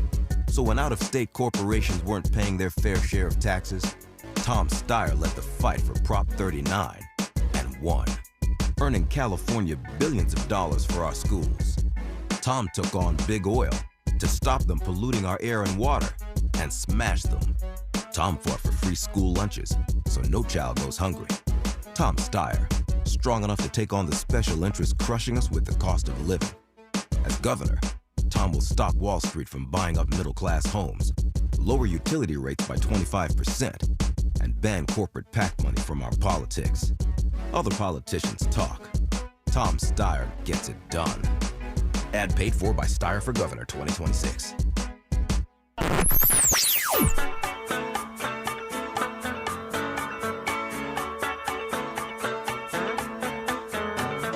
This is KBLA Talk 1580. Talk radio that's music to your ears. We're unapologetically progressive. KBLA Talk 1580. LifeSource Water is celebrating their 42nd anniversary sale. Save up to $1,500 off the purchase of your new system. Call their local factory at 1-800-WATER-99 or visit lifesourcewater.com. Ends March 31st. Warranty limitations apply. When your car is making a strange noise, no matter what it is, you can't just pretend it's not happening. That's an interesting sound. It's like your mental health. If you're struggling and feeling overwhelmed, it's important to do something about it. It can be as simple as talking to someone in your community, or just taking a deep, calming breath when you need it. Nice. For mental health resources, check out loveyourmindtoday.org. At loveyourmindtoday.org, you'll find information that may help you get through a tough time. Things like tips for dealing with stress, how to navigate difficulties like financial worries, anger, substance use, and more. You can also find real stories of how people navigated their own mental health challenges. Because once you start to address the problem, you can go so much further. Visit loveyourmindtoday.org. That's loveyourmindtoday.org. Brought to you by the Huntsman Mental Health Institute and the Ad Council. Warning, evacuation in progress. Leave the building. It's a total takeover. That's what I want. On Friday, March 27th, KBLA Top 1580 belongs to the women. Are you ready? All day long, from 6 in the morning to midnight, the mic belongs to powerful, accomplished women, and we are not letting go. Nothing but the voices of women who inspire, challenge, and move us forward. It's the women of KBLA Talk 1580, sun up to sundown. I'm Dominique DePrima, and I'll anchor the day with a 3-hour live panel from 6 a.m. to 9 a.m. on the state of black women in LA, followed by women talking to women all day long about the issues that matter most. Our hosts for the day include Jill Monroe, Adrian Shropshire, Dr. Melina Abdullah, Angela Reddick Wright, Raquel Graham, Angelique Francis, Tasha Thomas, Dr. Shalonda Crawford, Dion Raymond, and a couple of special guest hosts for the day that we'll be announcing soon. This is Women's History Month, and we're not just celebrating it, we're amplifying it. Join us Friday, March 27th on KBLA Talk 1580, where women take over all day, all night. Stay tuned to KBLA Talk 1580 and all of our socials for the rundown. You don't want to miss a single word. And happy Women's History Month from all of us at KBLA Talk 1580. To my ladies, I'll show you how to work that.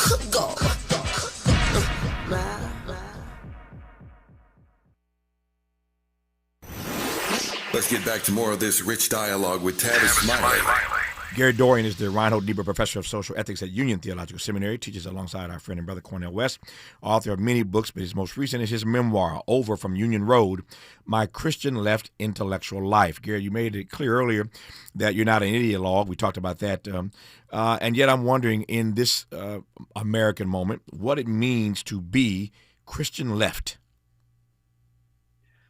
Well, I have been involved in movements for universal health care and economic democracy and anti-imperialist solidarity activism and the like for my entire career. In fact, I was an organizer for 12 years before I even became an academic. Mm-hmm. So, of course, in objective terms, all those things just put me on the in the political left. That is on that side of the spectrum. And yet, you know, the point of actually making progress in any of those kinds of issues that I just named is not that you just sort of build up your side of a political ledger, but that indeed that they get insinuated in the whole culture. I would love it if universal health care became something way more than just an issue carried by people, you know, on my side of the political fence. And I think it's possible. I think even right now, if you put universal health care, if we could just have a straight up referendum on it, I think it might very well pass in this country and quite resoundingly. But of course, you know, we've got the whole political system sort of organized against us to be able to do that. So that's always my goal is not just to sort of build up one side of an argument, of a fight, but I need to be able to build on movements that actually become much more of a common good, common mind sort of consciousness that make us all kind of one people, one democracy, trying to struggle forward together. I think it's someone like Rauschenbusch. He's the great champion of the social gospel of a century ago, and yet it was only in the last year of his life that he even accepted this word social gospel. He just refused to use the term until the very end, because to him, he said, you know, the gospel is inherently social. I don't want to make this concession that there's some other gospel that doesn't have the social ethical content of the teaching of Jesus. So he just refused to use the term until the very end, and now at the end of his life, now in 1917, he kind of throws in the towel and says, oh, well, you know, well, I can't help it. It's just all these shorthand terms are just ubiquitous. Everyone uses them. And indeed, even to be able to communicate with each other, we have to be able to, you know, refer to all these hackneyed terms that are shorthand for describing what we really mean. No, speaking of social gospel, some of your work, a great bit of your work indeed, is you training your lens on what we know as and refer to as the black social gospel. Tell me why. Well, this is something a long time ago. It bothered me. This is now early in my career. I'm reading enough to know that there's a story back there that Martin Luther King did not come from nowhere, that he had mentors and his mentors had mentors, and they think of themselves as being in a tradition of thought and activism and intellectualism and even theology. This is Mordecai Johnson and Benjamin Mays and Howard Thurman and J. Pius Barber and folks like that, and they all have mentors from a generation before, Vernon Johns and Reverend Ransom and Adam Clayton Powell Sr. and so on. And this just to rattle off those names, we're talking about an actual intellectual tradition of thought and activism that's at least as great, I would say, great. I think not only greater than that white social gospel tradition that has shelves and shelves and shelves of books about it. I think it's the greatest religious tradition we have in this country. It's the theology and kind of way of thinking about the relation of faith and activism that take you into what became the civil rights movement. Yeah, I sprinkled an argument about this into numerous books for many years that really bothered me. That people said, "Oh, there was no black social gospel. It's only a handful of people, and they had no impact," and so on. And I just never believed it. I did make this argument in a number of books, and hoped that someone else would write, the great sort of comprehensive history of this whole tradition, because I'm not the person who should do it. Yeah. Fortunately, I did have James Cone in my life, who was one of my dearest friends, who just kept working on me and said, "My God, Gary, it's your obsession. Just suck on, get it, deal with it, and write it up." Yeah. What is it? So I did. Yeah. What does it mean? Let me rephrase that. In this moment, this space we find ourselves in now, what is your critique, or more broadly, what is the Christian democratic socialism critique of the Christian right? Well, I think I think the crucial thing is this kind of pining for this authoritarian leader who is seeking this kind of bully relationship to others, who just is always just the authority, will tell you what to think and what to believe. And I think that is always the issue with any kind of authoritarian religion. Certainly you can imagine a type of Christian nationalism that wouldn't be right-wing, that would be more, more progressive. I'm not saying that, you couldn't have such a thing. That's certainly in theoretical terms, at least, that is a possibility. And yet, Christian nationalist movements virtually always run to the right, where the defining motif is this authoritarianism, where you're sort of giving up your rights to think for yourself, to just be able to reflect critically about any of the topics sort of like underneath the hood. I do think that is the fundamental thing, that there is a real power that comes from claiming that kind of mantle of authority and using it to the max. And then with regard to foreign policy, that it translates into a kind of militarism, where that's, I've written 2 books on neoconservatism, and I might have to write another one, given what we're into now. But there again, there's this perennial option to just actually use all this military firepower that we have toward fairly short-term ends, because there's this kind of military kind of impulse, militant impulse, to just solve your problems by military force. And Tavis, from a Christian standpoint, it's almost impossible to justify doing that, going to war. The early Christian church was anti-war. And it's only when Constantine becomes a member that you even start to develop arguments for trying to rationalize going to war. And then even with an Augustinian question, faced with the fact of attacks upon the innocent, the command not to kill must give way to the command of love, interpreted as the duty to protect the innocent. Yeah, what comes from that is a kind of just war theory, Yeah. just war doctrine that is actually very strict. 7 very, very stiff tests of what has to be in place, including last resort for a Christian to even imagine going forward into war. No, now you got me. Now you've got me processing a conversation Dr. West and I had not too long ago, born of something that Lewis Baldwin, the great scholar, now retired from Vanderbilt, said to me some years ago. Baldwin, of course, as you know, King scholar. Baldwin said to me a while back, Tavis, the older I get, the more I am wrestling with whether or not it is possible to be a true Christian and be president of the United States. Can you be a true Christian and be president of the United States? And Baldwin was leaning in the direction of not. And so your comment now, Gary, makes me think of that. But the other thing your comment makes me think of, something you said earlier in this conversation I want to come back to in a moment here, and that is that wonderful title, Crusader Without Violence, that book title, Crusader Without Violence. And I want to just, I want to get your take on what it means, again, in this space for us to be crusaders without violence. Violence just seems to be all-encompassing these days. What does it mean to be a crusader without violence right about now? We'll put that question to Gary Dorrien when we come forward on Tavis Smiley. Interrogating and unpacking. That's what we do around here. You're listening to Tavis Smiley.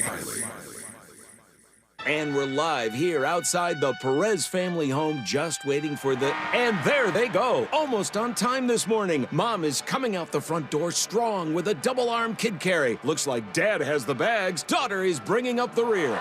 Oh, but the diaper bag wasn't closed. Diapers and toys are everywhere.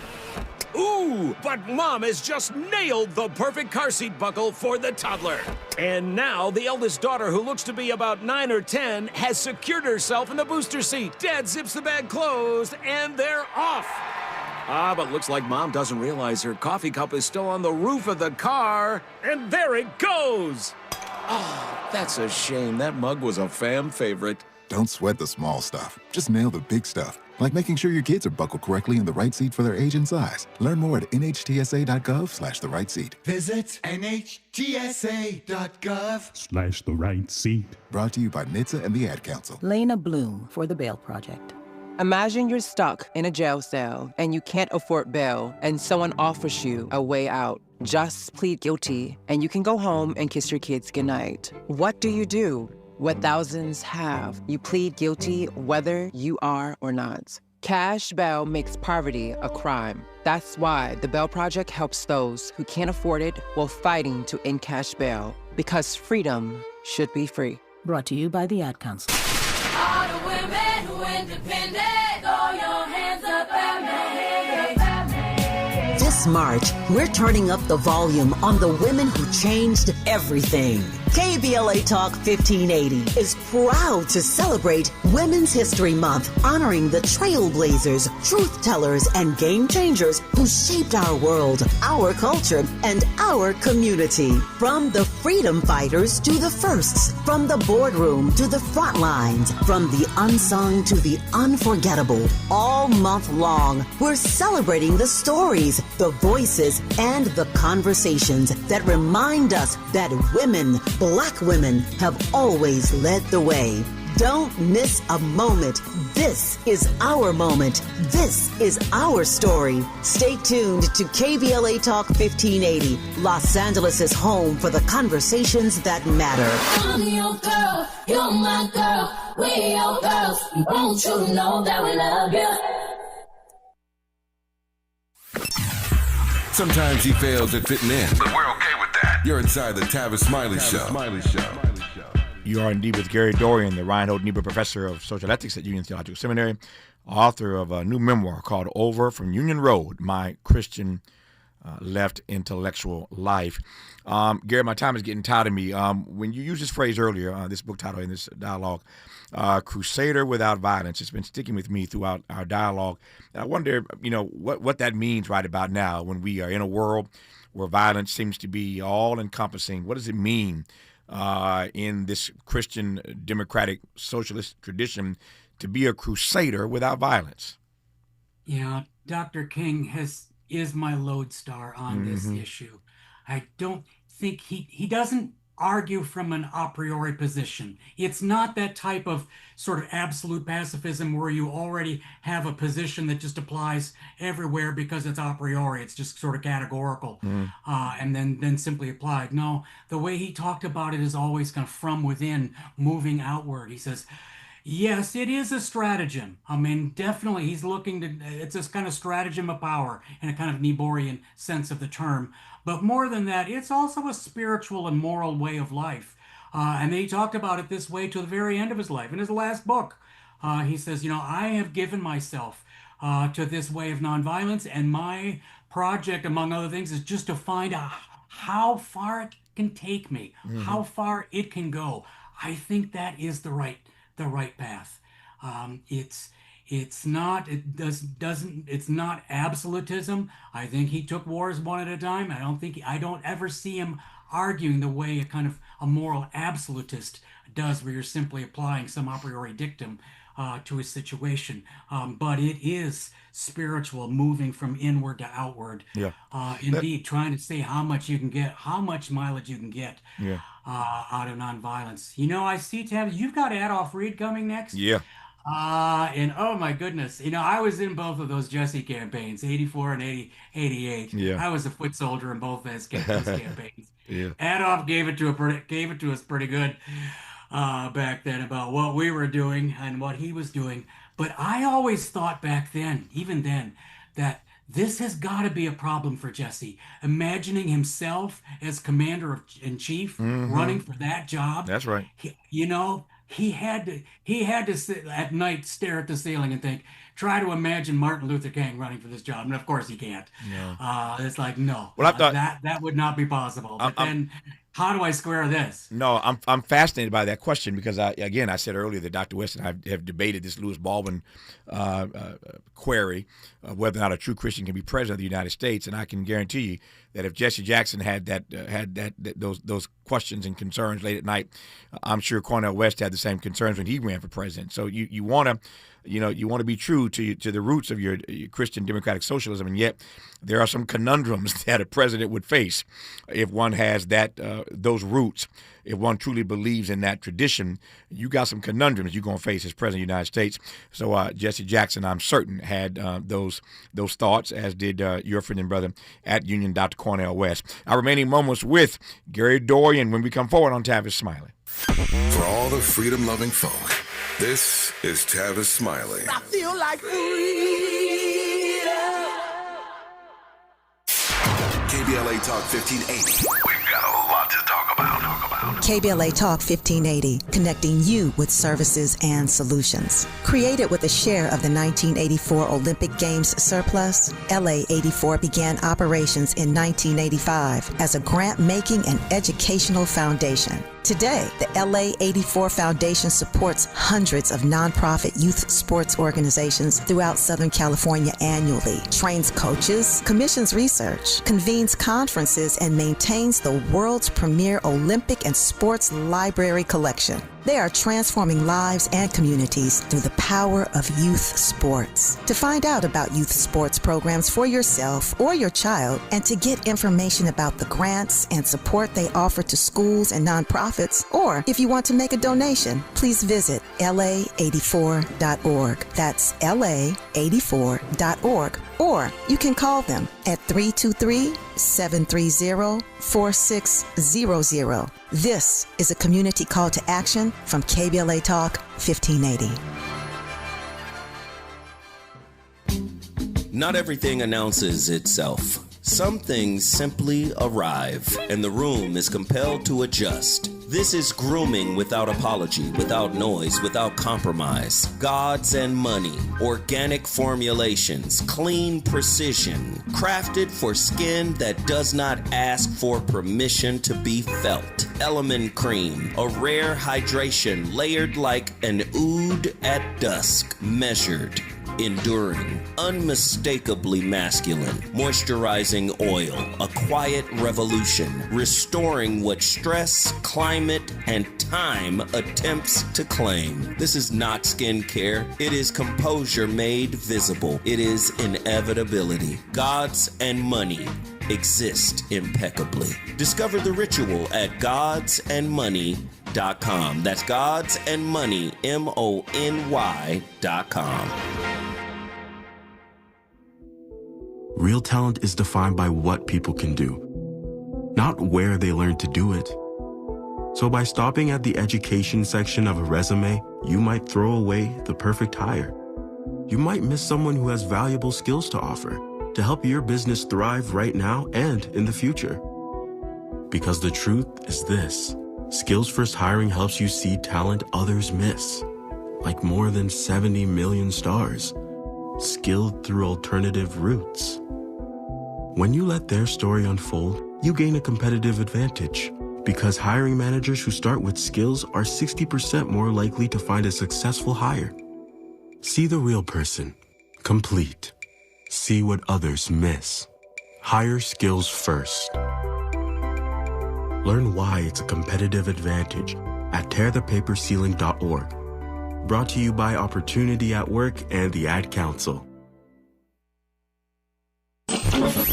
Freedom is an endless meeting. So let's get back to it with Tavis Smiley.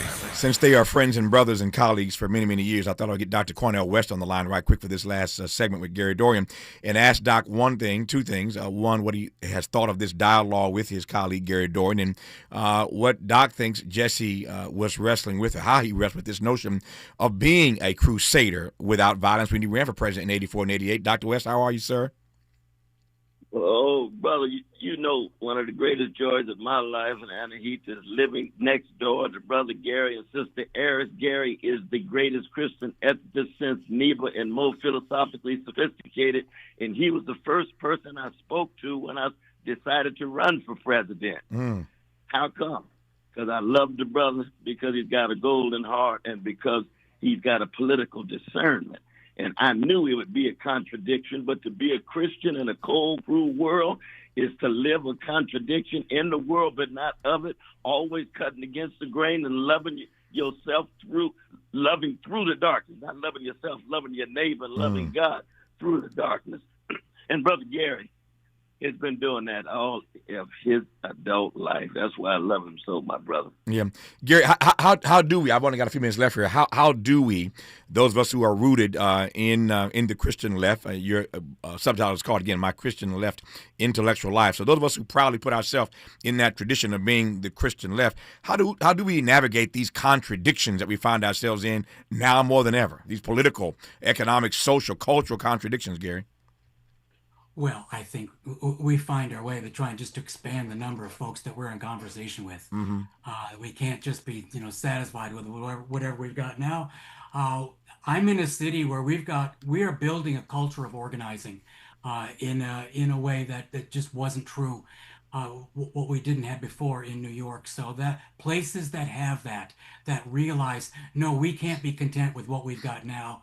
We've got to build welcoming, hospitable, egalitarian kind of culture of organizing that brings people in, that builds bonds of trust across racial lines and class lines and religious lines to actually build a better, more welcoming, healthier the left than what we got now, because the political left can be every bit as toxic and mean as the political right. Oh yeah, let's face it. But counteracting that, having that not be the case, I think that is our business. Yep. When I wrote Volume 3, Darkly Radiant Vision, on my third volume on the Black Social Gospel, I've got all manner of folks in there who are working at both ends on this. Some of whom are very much sort of ideologically inclined and identified, but also people like Tracy Blackman and William Barber, who very assiduously steer clear of any of those kind of markers. Because they're going for that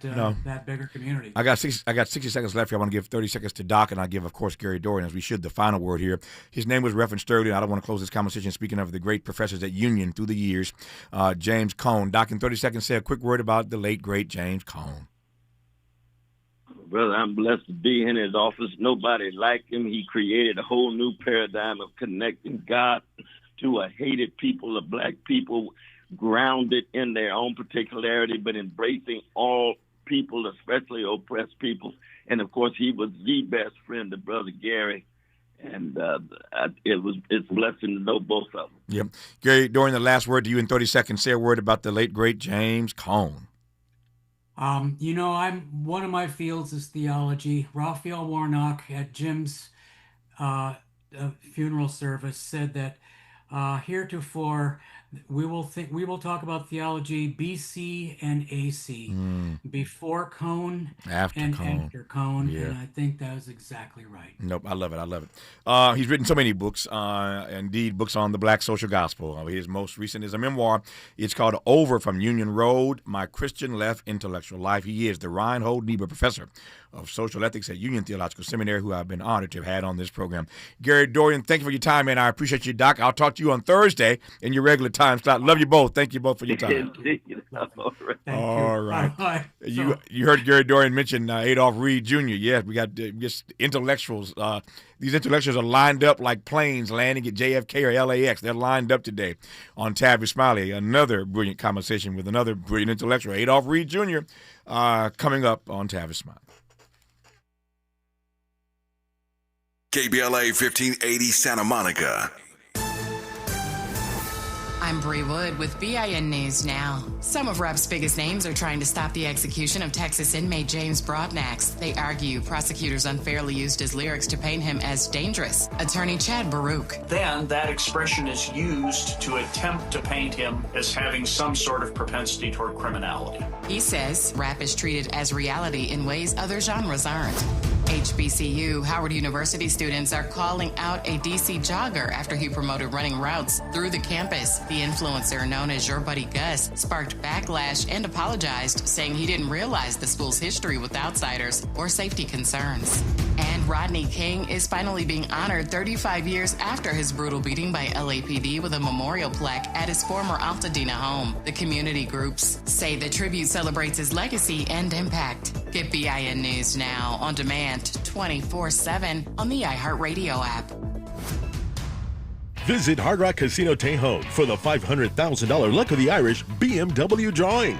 Drawings every Thursday in March. Hard Rock Casino Tejon, the closest casino to downtown LA. The excitement starts here at the new Hard Rock Casino Tejon. Is this the takeover? This is the KBLA Sports Minute with Ray Richardson. A milestone moment for the Clippers Monday night at the Intuit Dome in Inglewood. They beat the New York Knicks 126-118 to reach the 500 mark this season for the first time since November 3rd. On December 18th, the Clippers were 6-21 and appeared to be headed toward one of the worst seasons in franchise history. They are 26-11 since that date. This is one of the best turnarounds the NBA has seen in quite a while. Major props to Clippers coach Ty Lue for keeping this team from falling apart. The Clippers have moved up to the 8th spot in the Western Conference with 18 games left in the regular season. Kawhi Leonard had 29 points, 7 rebounds, and 8 assists last night. Benedict Mathurin scored 22 of his 28 in the second half off the bench. Darius Garland, making his second start at point guard, had 23 points and 7 assists. The Clippers are at home Wednesday night against Minnesota. No debates, no speculation, just the info you need. That's your KBLA Sports Minute. I'm Ray Richardson on KBLA Talk 1580. All the women who independent, throw your hands up at me. This March, we're turning up the volume on the women who changed everything. KBLA Talk 1580 is proud to celebrate Women's History Month, honoring the trailblazers, truth tellers, and game changers who shaped our world, our culture, and our community. From the freedom fighters to the firsts, from the boardroom to the front lines, from the unsung to the unforgettable. All month long, we're celebrating the stories, the voices, and the conversations that remind us that women, Black women, have always led the way. Don't miss a moment. This is our moment. This is our story. Stay tuned to KBLA Talk 1580, Los Angeles' home for the conversations that matter. I'm your girl, you're my girl, we your girls. Won't you know that we love you?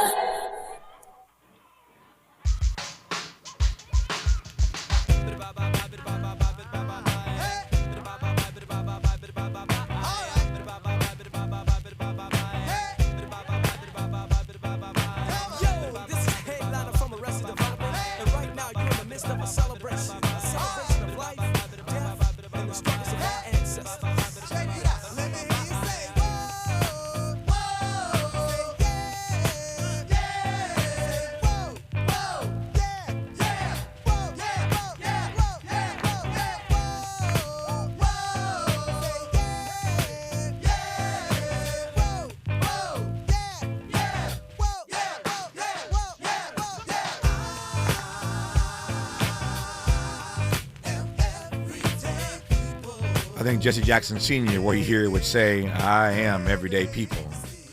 Indeed, he was everyday people. And we continue this week in this program to have a couple conversations about his life, his legacy, as I always say, his work and his witness. And now that he's made his transition, there are all kinds of pieces being written about the impact that Jesse Jackson Sr. had in so many ways. And so this conversation allows me to do two things. It allows me to look backwards and to look forward. By looking backwards, I mean we get a chance in this hour to unpack a classic book written about Jesse Jackson Sr. back in '86, as I recall. The book is called The Jesse Jackson Phenomenon, The Crisis of Purpose in Afro-American Politics. I love the title, especially that subtitle, The Crisis of Purpose in Afro-American Politics. Once again, the book is called The Jesse Jackson Phenomenon, written by the brilliant Professor Emeritus at UPenn, Adolph Reed Jr. You just heard us in conversation with Gary Dorrien, and Dr. West, Cornell West, called in near the end of that conversation. So I joked moments ago that we've got scholars today lined up like planes trying to land at LAX or JFK. They're just backed up today. So how fortunate are we to be able to tap into the minds of these brilliant scholars back to back on this particular program. So that's looking back into Adolph Reed's, again, classic text about Jesse Jackson from '86. It also allows us, though, I think this hour, though, allows us to look forward, talk about the way that Jesse Jackson has transformed our politics in a variety of ways. And I think I want to start with this, the political imagination that we now inherit from Jesse Jackson Sr. Jesse Jackson Jr., the son, my colleague here, former congressman and soon-to-be congressman again, I think when he wins this seat to go back to the House, said to me in conversation last week that he was struggling. He said, Tavis, I'm struggling with trying to process my father as a was and no longer an is. As a was and no longer an is. Jesse Jackson is gone. That is it's his reality, and it's our burden. He is now a was and no longer an is. But what is still with us, I believe, is the political imagination, as I said a moment ago, that we inherit from Jesse Jackson Sr. So I want to start with a broad question for Adolph Reed Jr., and that is the question, and we'll jump from there for the rest of the hour. So Adolph Reed Jr., welcome back to the program, Professor. Again, that is my initial question. What say you about the political imagination that we have now inherited from Jesse Jackson Sr. about what is possible in this country? Well, it's good to be back on. Good to be back in conversation with you as always. I tell you, Tavis, it's kind of an odd moment for me. I mean, the moment of Jackson's passage, because I think you knew my uncle Norman Francis. Oh, yes, very well. My dear friend and brother. Yes. Yeah, well, he died the next day. That's right. Right. So the last couple of weeks have been, kind of odd for me in terms of thinking about passage of the past and what the present's like and how the past lives on in the present and so forth and so on. And I've been reflecting on both the '84 and the '88 campaigns. But to be honest, I've been thinking more about the reactions coming from progressives at this point to this moment, and the recollections of that moment in the '80s, right? Mm-hmm. And as you probably aren't surprised to hear, I'm maybe somewhat more anxious about the dangers that lurk in the present, mm-hmm. And confront us more and more astoundingly every day than I am about looking backward. And I tend to look backward trying to figure out how the hell we got here, right? So with that said, I mean, just to take a couple of minutes, or maybe one only, to reflect for a second on what the moment was in American politics when Jesse emerged on the national stage in the mid-'80s, right? I've kind of referred to it as to a friend of mine as a moment like that crossover moment that Aretha Franklin, or when Aretha Franklin and an Otis Redding crossed over into the mainstream pop market mm-hmm. In the mid-'60s, where a lot of us knew them both beforehand. I mean, I mentioned lately that I still remember the electrifying sensation that I had in 1960 when I heard Aretha Franklin's version of Today I Sing the Blues on one of our R&B stations when I was 13. But when, in 83, 84, and I'd mentioned this in a book, but that was a long, long time ago. It was really beginning to look like the national black political establishment was fresh out of ideas. Reagan won, and they were all kind of, I wouldn't say happy, but comfortable in assuming that, Reagan was going to be like Nixon, where, Nixon talked tough, but then he backed away from it and governed pretty much in the same spirit as Kennedy or from Truman through Johnson had governed. By summer of 83, they were coming to terms with the fact that Reagan was actually something different, far more radical, far more dangerous. And I would like to say, parenthetically, for whatever black Trumpers there might be out there who would listen to you, Reagan was Trump, right? Reagan was what? No, Trump is what Reagan was fundamentally, but just couldn't express because the balance of political forces was different. So what did they do? Well, they didn't really have much. The black political elite had pretty much kind of let what they considered to be the black agenda boil down to defensive affirmative action, and often enough pro forma defensive affirmative action. And I thought one of the telltale signs of a problem there in the black political class was the fact that they called a march on Washington for August 28th, 1983, to celebrate the fact that they'd had a march there 20 years earlier on August 28th, 1963. And that's a telltale sign that you're fresh out of ideas. Hold that thought. Adolph Reed Jr. is making the point that in the mid-'80s, that we, black progressives writ large, were fresh out of ideas. He's setting the stage. You can feel the I see him laying the groundwork when we come forward to tell us how then Jesse Jackson emerges in 84. That's where he's headed. I'm going to push him there. Trust me. We're going to get there. But he's laying the groundwork for how Jesse emerges in 84, just trying to remind us of what the setting was, what the scene was like then, just getting started with Adolph Reed Jr. as we look back on his classic book about Jesse Jackson called The Jesse Jackson Phenomenon, The Crisis of Purpose in Afro-American Politics. It comes out in 86 in this era, in fact, that we're talking about, and we'll spend the rest of the hour unpacking when we come forward here on Tavis Smiley. BET and PBS, the Tom Joyner Morning Show, and NPR, the cover of Jet and the cover of Time. #1 on the New York Times bestsellers list, 20 honorary doctorate degrees, a dozen NAACP Image Awards, a star on the Hollywood Walk of Fame, a Presidential Lifetime Achievement Award. From talk shows to talk radio, nobody's ever done it better. You like that? This is Tavis Smiley.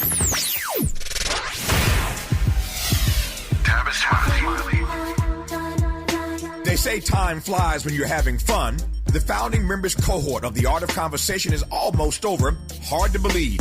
It's been a joy sharing what I've discovered after nearly 40 years of conversations with presidents, cultural icons, and game changers in every field of human endeavor. If you missed the first cohort, the good news is that we're already planning the next one. Now, the seats will be limited, and those on our waiting list will receive exclusive early access and special discounts not available to the general public. So, if you are ready to transform the way you connect, lead, and build trust, do not hesitate. Go to TavisTalks.com and join the waiting list today. That's TavisTalks.com. The next cohort is coming. Make sure you are in the room. I'm Tavis Smiley, and I hope to see you there.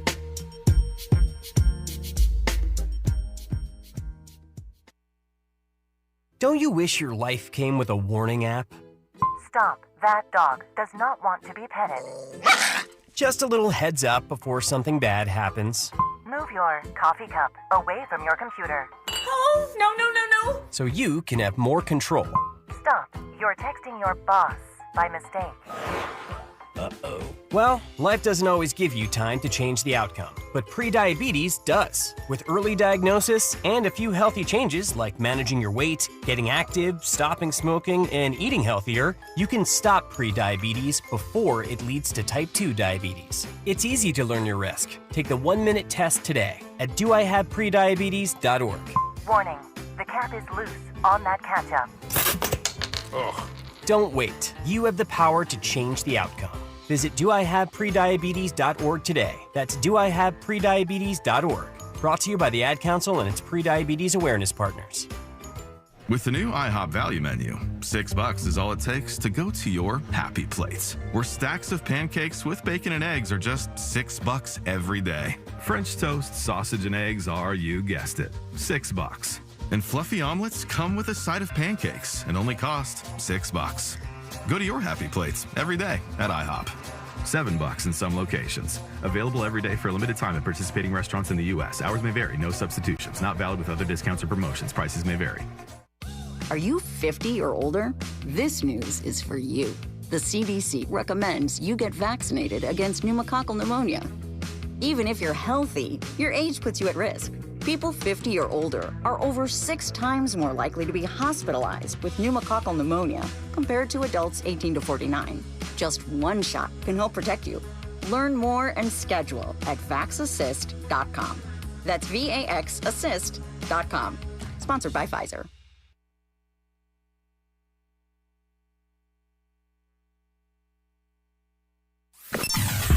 Sometimes he fails at fitting in, but we're okay with that. You're inside the Tavis Smiley Show.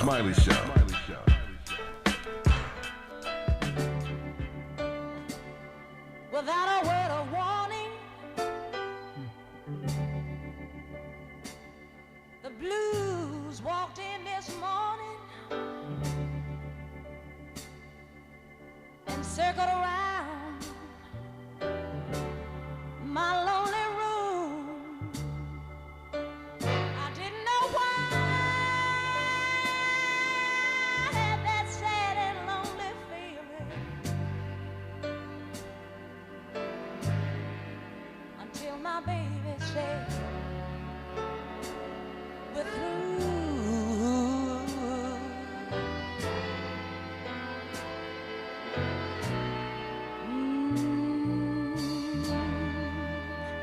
Yesterday, this time I sang a love song,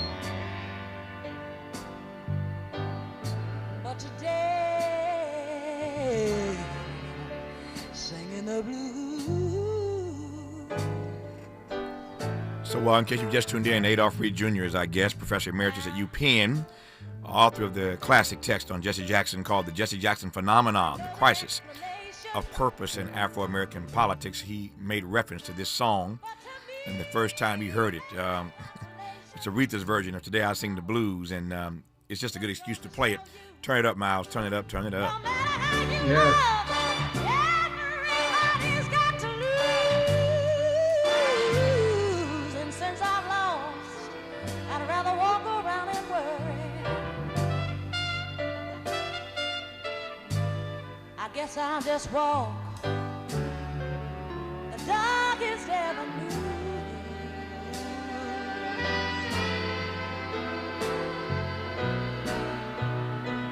For yesterday, this time I sang a love song, but today my story's a little different, people. I'm singing the blues. Ain't nobody like her. Ain't nobody like the Queen of Soul. Just a good excuse to pull that track up. Hadn't thought about that or heard it in years, but Adolph mentioned it, and I said we're gonna play that when we come forward here. Just a taste of Aretha Franklin. Aretha could sing the songbook, could sing the phone book, I should say, and she put something. Aretha put something on that thing. Anyway, love me some Aretha Franklin. I'm glad that Adolph even mentioned that. So give us an excuse to go into the vaults to pull it out. And to play Aretha singing her version of Today I Sing the Blues. Today, we are honored to have Adolph Reed. Thanks so much for playing that, man. Nah, man, my pleasure. I still got my skin walking. Nah, yours and mine. Yours and mine. Again, I guess Adolph Reed Jr., his book is called The Jesse Jackson Phenomenon, The Crisis of Purpose in Afro-American Politics. The book comes out in 86. Jesse, of course, runs president in 84. Once again, of course, in 88, as we all know. But Adolph was laying the groundwork quickly here for how Jesse, in fact, does emerge in 84. Continue the story, Adolph Reed. Yeah, well, so keep in mind, a decade later, what we would then know by names like neoliberalism was taking shape, really before Reagan was elected. I mean, people forget that Carter, Jimmy Carter was like the warm-up act for Reagan. Carter imposed the first deep cuts to public spending. I was working in city government then. Carter imposed the deepest cuts to the CETA program that provided public service jobs from the federal government to counter unemployment. And when Reagan came in, because I had to write the ordinance that named the position numbers that got eliminated, I felt like Mengele. But then when Reagan came in a year later, he finished off the program. But so one might say that Reagan wound up finishing the work that Carter started and then extending it. Now the reason I have taken that digression, is to underscore that what was happening in the United States generally, right, in the 70s, was a backlash against all the gains that working people, and it didn't quite cut as deeply into the civil rights gains that we'd made then as it would later. But all the gains that we'd made since the end of World War II, they were pushing back against. Right. Reagan comes into office partly because Carter, a lot of people felt that Carter had betrayed his core constituencies, and they were looking for something different. Well, the something different was something worse, and I bring that up often when I hear people say, well, what can be worse than this? And the answer is a lot could be worse than this, right? Which is not to say settle for this, but be careful about what you fight for.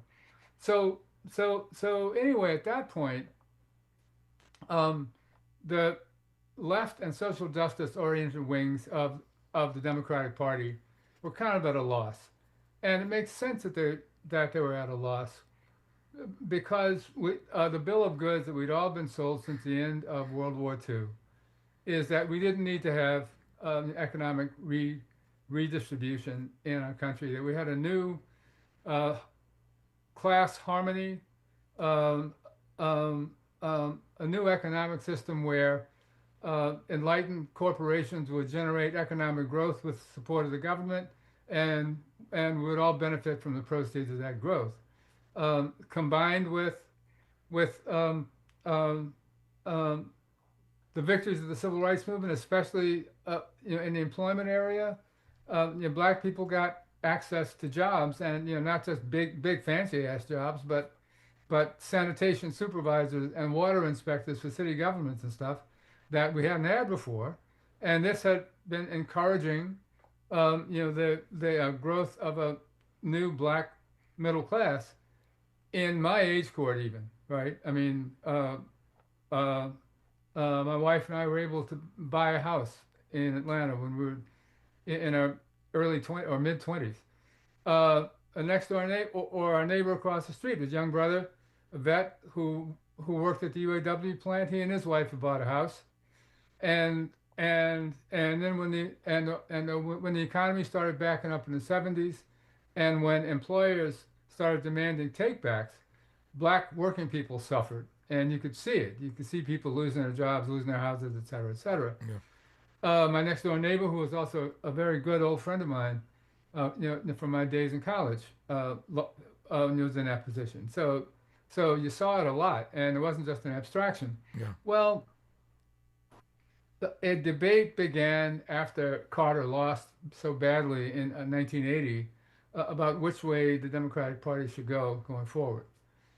And at that time, nobody really understood what this broader economic attack was that was coming down on us. People called it globalization, and people experienced it as deindustrialization and privatization and cutbacks.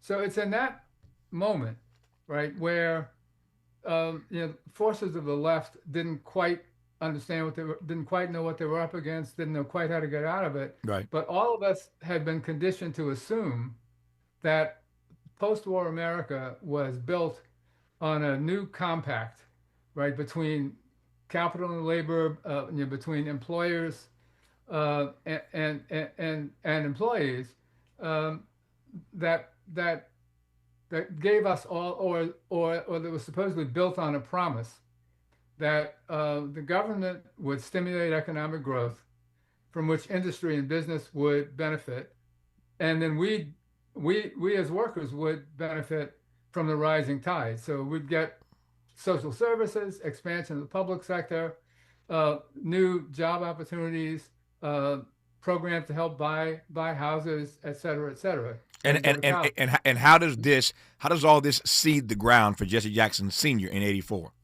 Well, because by '83, like, everybody had figured out that the game was up, but people hadn't quite figured out that what was happening was a systematic ruling class based attack to take back the benefits and social supports that all of us as working people, but especially Black and brown people, had won over the previous 20 years.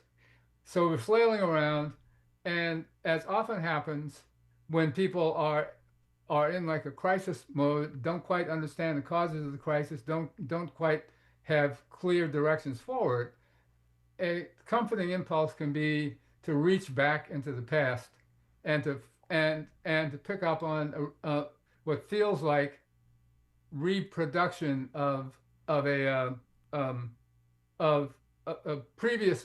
earlier moment of successful struggle, right?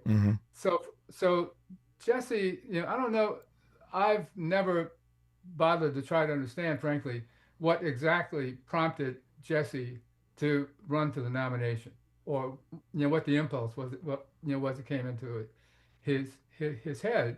But what we do know is that he became a lightning rod for a lot of progressive tendencies and some not so progressive tendencies, frankly, in and around Democratic Party politics. So a lot of people got enthusiastic about it, right? A lot of Black Americans, obviously, but also a lot of leftists of various sorts. And one of the things I did in my book is examine some of the tensions and the contradictions both within that movement and the ways that people reacted to it, and what some of Jackson's strengths and frankly some of his limitations were. In that moment of '84, what would you list as his strengths, his assets in '84? I think I think the main asset. Actually, I was just looking at a review published in The Nation of 4 books on the Jackson campaign, including mine, and the reviewer, who became a very good friend of mine, points out that Jackson had a particular knack for being able to express in a resonating way people's concerns and problems and aspirations, and the whole hope thing, right? I mean, he obviously expressed that very, very well. And principal limitation, I think, was that that the '84 and '88 nominating campaigns might have been a moment when Democratic Party became a sounding board for the new way forward, right? For a new progressive alliance, right? I think a limiting problem that didn't really have to, I wouldn't lay this in Jackson's lap, but since nobody knew exactly what it was we were up against, nobody knew for sure how to argue for a way forward. And most people were still thinking that the way forward meant going back to what we'd understood the 2 decades of the post-war period to be. So there wasn't really a coherent response out there. Yep. I want to talk about the Democratic Party as sounding board. I hear the phrase you use. I want to give you a chance to talk about the Democratic Party as sounding board in the 80s when Jesse's making these runs in 84 and 88. The book is called The Jesse Jackson Phenomenon, The Crisis of Purpose in Afro-American Politics. Its author, distinguished professor, now Professor Emeritus at UPenn, Adolph Reed Jr. is our guest on Tavis Smiley. Helping to stretch your moral and political imagination. This is Tavis Smiley.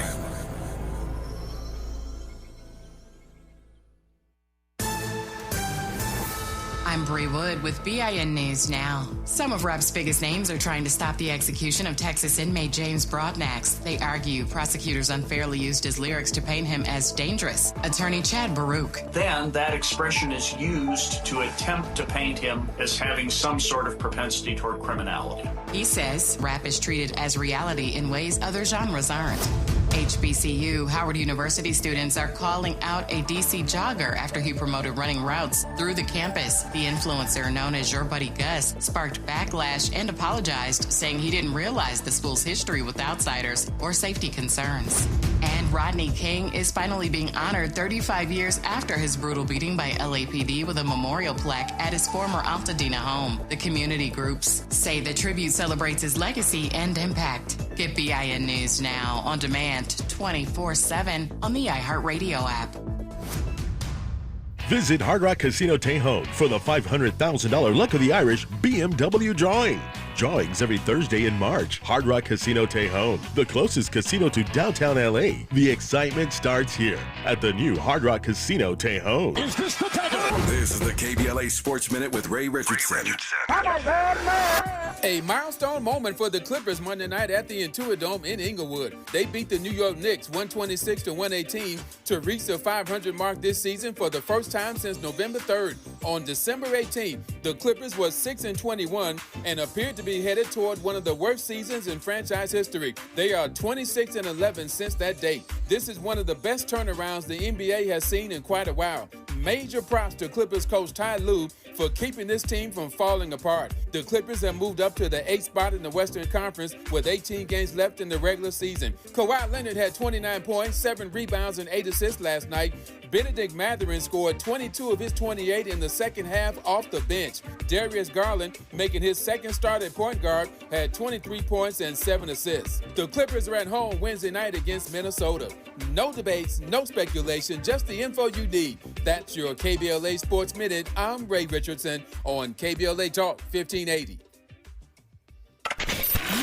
We've got a lot to talk about. I'm Reverend Gerald, the life coach. Is someone you love struggling with addiction and mental illness? Is improving your family's health important? Want to leave a legacy that your family can grow? Are you ready to enhance your perception of life experiences? Then wake up weekends at 7 a.m. with Urban Family Focus and get the wisdom, opportunity, resources, and motivation to live your best life. Join the conversation on Urban Family Focus Saturday and Sunday at 7 a.m. Unapologetically progressive. KBLA Talk 1580. We've got your black.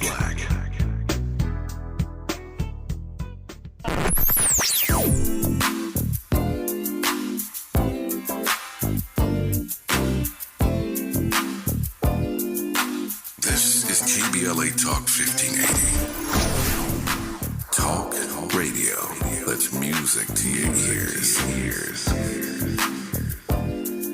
We're unapologetically progressive. KBLA Talk 1580. LifeSource Water is celebrating their 42nd anniversary sale. Save up to $1,500 off the purchase of your new system. Call their local factory at 1-800-WATER-99 or visit lifesourcewater.com. Ends March 31st. Warranty limitations apply. When your car is making a strange noise, no matter what it is, you can't just pretend it's not happening. That's an interesting sound. It's like your mental health. If you're struggling and feeling overwhelmed, it's important to do something about it. It can be as simple as talking to someone in your community or just taking a deep, calming breath when you need it. Nice. For mental health resources, check out loveyourmindtoday.org. At loveyourmindtoday.org, you'll find information that may help you get through a tough time. Things like tips for dealing with stress, how to navigate difficulties like financial worries, anger, substance use, and more. You can also find real stories of how people navigated their own mental health challenges. Because once you start to address the problem, you can go so much further. Visit loveyourmindtoday.org. That's loveyourmindtoday.org. Brought to you by the Huntsman Mental Health Institute and the Ad Council. Warning, evacuation in progress. Leave the building. It's a total takeover. That's what I want. On Friday, March 27th, KBLA Talk 1580 belongs to the women. Are you ready? All day long, from 6 in the morning to midnight, the mic belongs to powerful, accomplished women, and we are not letting go. Nothing but the voices of women who inspire, challenge, and move us forward. It's the women of KBLA Talk 1580, sun up to sundown. I'm Dominique DePrima, and I'll anchor the day with a 3-hour live panel from 6 a.m. to 9 a.m. on the state of black women in LA, followed by women talking to women all day long about the issues that matter most. Our hosts for the day include Jill Monroe, Adrian Shropshire, Dr. Melina Abdullah, Angela Reddick Wright, Raquel Graham, Angelique Francis, Tasha Thomas, Dr. Shalonda Crawford, and featuring special guest hosts Santita Jackson and Amanda Seals. This is Women's History Month, and we're not just celebrating it, we're amplifying it. Join us Friday, March 27th on KBLA Talk 1580, where women take over all day, all night. Stay tuned to KBLA Talk 1580 and all of our socials for the rundown. You don't want to miss a single word. And happy Women's History Month from all of us at KBLA Talk 1580. You are the bomb. To my ladies, I'll show you know how to work that. Go.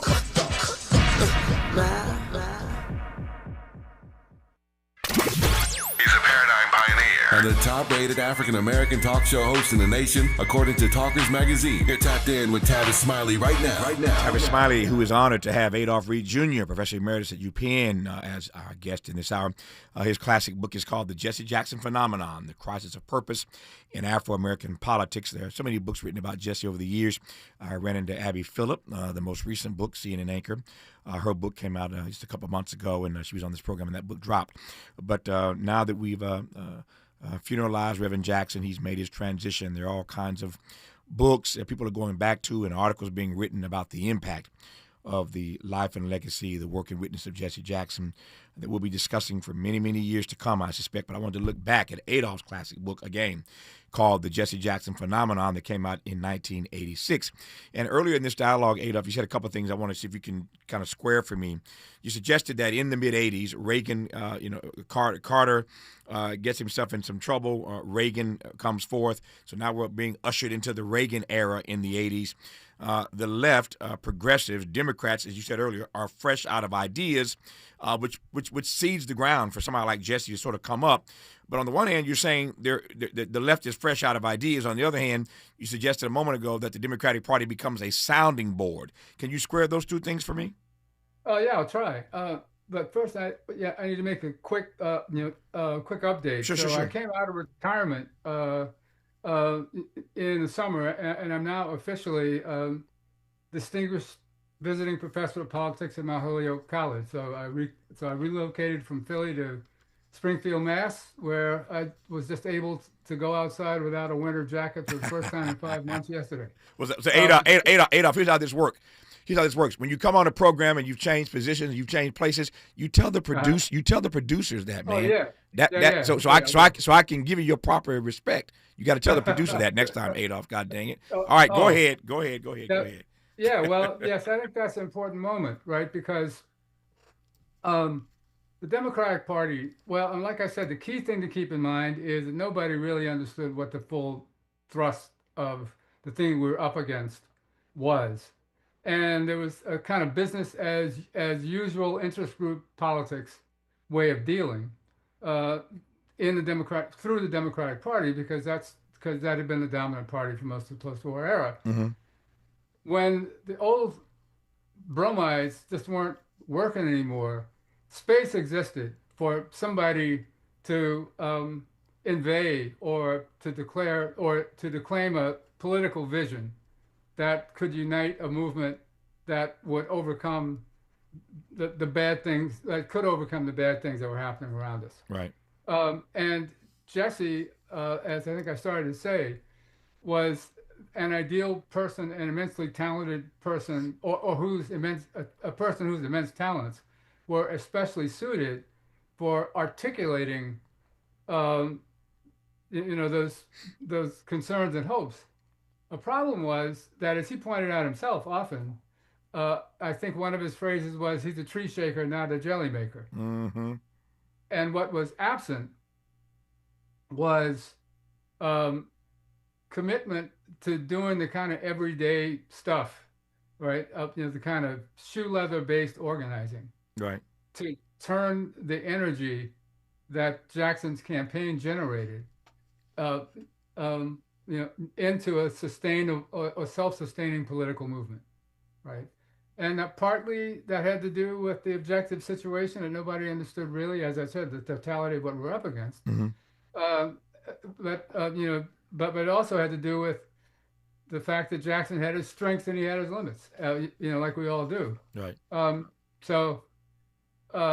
And what happened was that whether or not this kind of debate might have happened in a public way within the electorate, if Jesse hadn't run in '84 and '88, and it's not clear that it would have, but what definitely happened was that the enthusiasm and the performativity around Jackson's campaign left, and especially since he was so successful in garnering black people's votes, mm-hmm.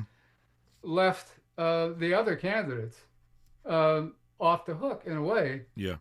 Because they didn't have to campaign for black voters in terms of addressing their concrete interests. To your point about Jesse's ability and brilliance and connectivity to assuring himself black people's votes. I was reading a piece last night in preparation for this conversation. The piece is titled, "Jesse Jackson Transformed the Study of Black Politics." He transformed the study of black politics. The subtitle of this piece reads, "Beyond his legacy as a civil rights leader, Jackson inspired empirical research on black opinion and political behavior." And that's important. I want to just pause here for a second because that's significant. That because of these runs in '84 and '88, now we have posters and other researchers who are training a lens now specifically on black opinion, on black political behavior. That's pretty standard these days. There are posters who become famous for doing that. I'm thinking Cornell Belcher. I'm thinking Ron Lester. There are others. But until '84 and '88, there is not a lens, as I said a moment ago, really trained on doing empirical research about black people's views, about their opinions, about their behavior. I think Jesse transforms the study of black politics. Would you agree? Yeah, I guess so. I mean, I do remember a few months after the election, we had an all-day conference at the Joint Center for Political and Economic Studies in D.C. Right. And that was one of the papers there was the first cut onto the new black sample in the national election study that had only been created in 1984. So whether or not Jesse was explicitly or directly connected to the national election studies decision to carve out this special black sample, it happened around that same time. And at a minimum, I guess you could say that Jesse and his campaign were made up part of the environment that indicated or that made it possible that a change like that would happen. Yeah. Right? What? Yeah, I mean, I'm sorry. Finish your point.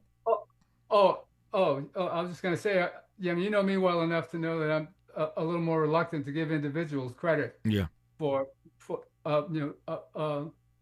broad social changes, but I would definitely say that his initiative and its success was certainly part of the environment that brought that change about. Now, when we come forward, I want to ask Adolph Reed Jr. specifically about the subtitle to his book. It's a classic text about Jesse Jackson.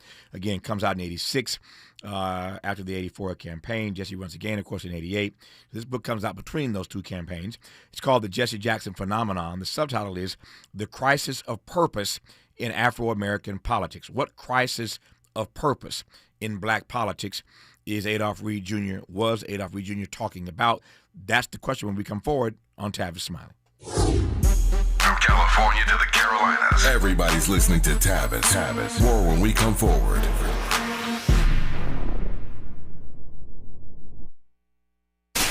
All the women who independent, throw your hands up at me.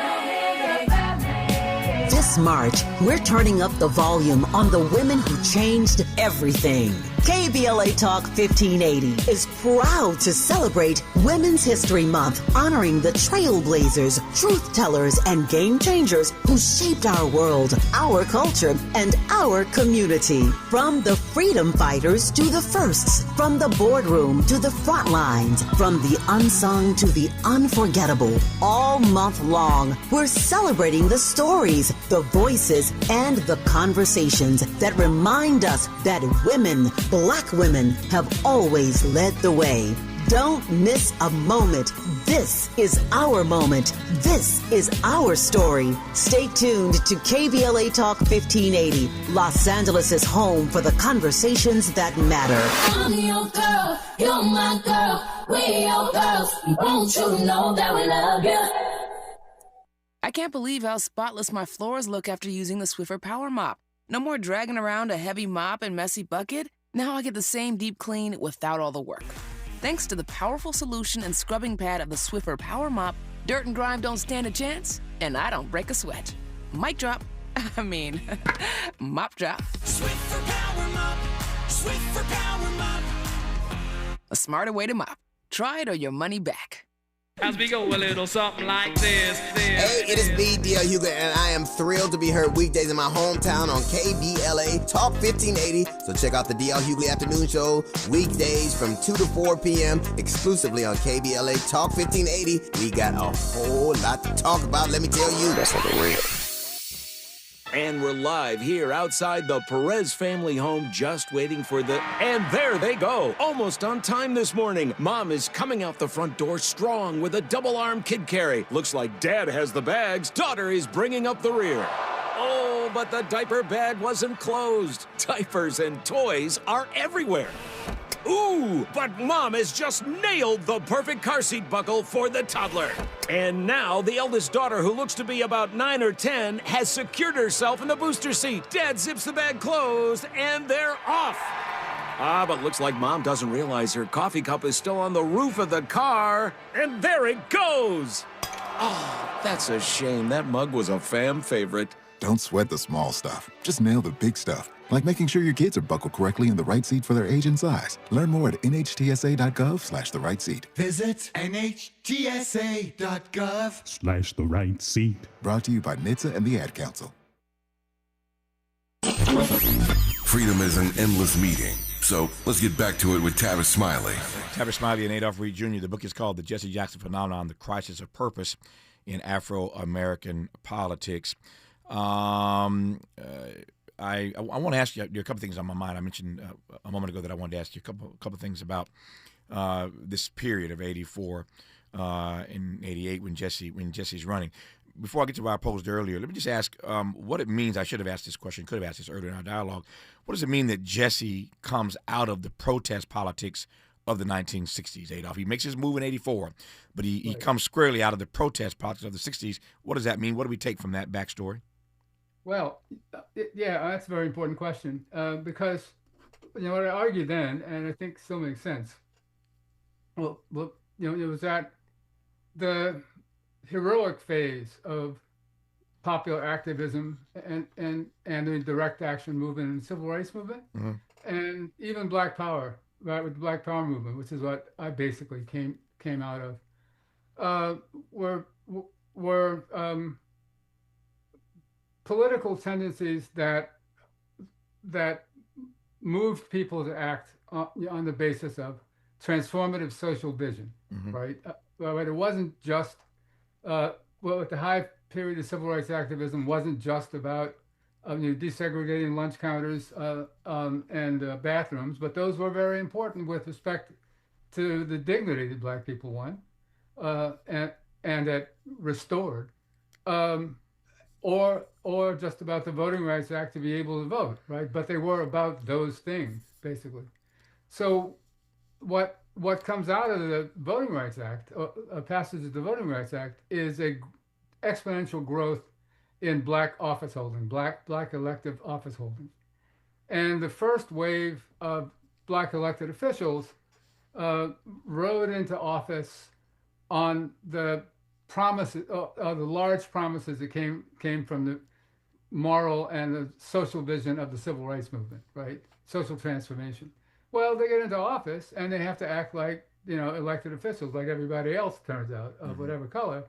And then over time, this new stratum of Black elected officials and appointed officials becomes like a dominant voice in Black American politics. But what people sometimes forget is they weren't just Black, they were also Democrats. And they were loyal to the Democratic Party.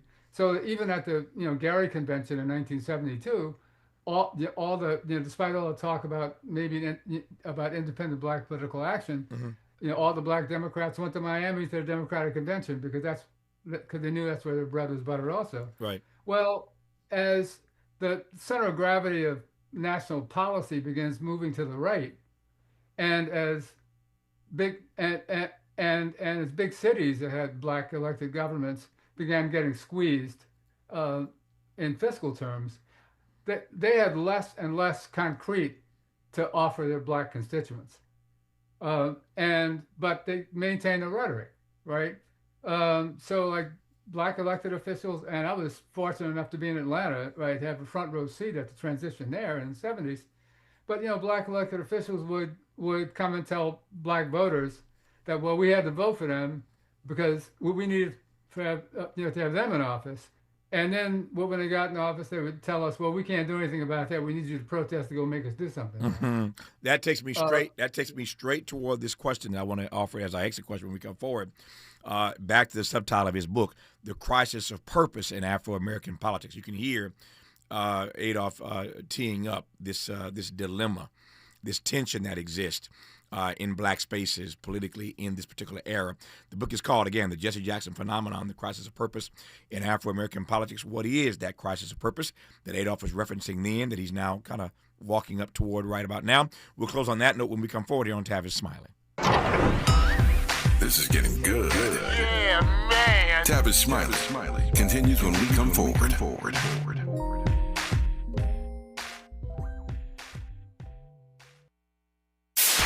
KBLA Talk 1580. We've got a lot to talk about. KBLA Talk 1580, connecting you with services and solutions. 10 Toes In serves as a mentorship and domestic violence prevention program. They support, educate, and empower couples during and after incarceration. They assist male returning citizens to re-enter society successfully and to help them maintain a healthy relationship with their romantic partner. They offer a mentorship support group for formerly incarcerated men. 10 Toes In teaches its Intimate Relationships 101 curriculum at male prisons throughout the state of California. They host sister support group meetings for women who are intimately involved with incarcerated and formerly incarcerated men. 10 Toes In is a 501c3 nonprofit organization. To access their services or make a donation, please visit them online at 10toesin.org or find them on Facebook or Instagram. They are healing lives through relationships. This is a community call to action from KBLA Talk 1580.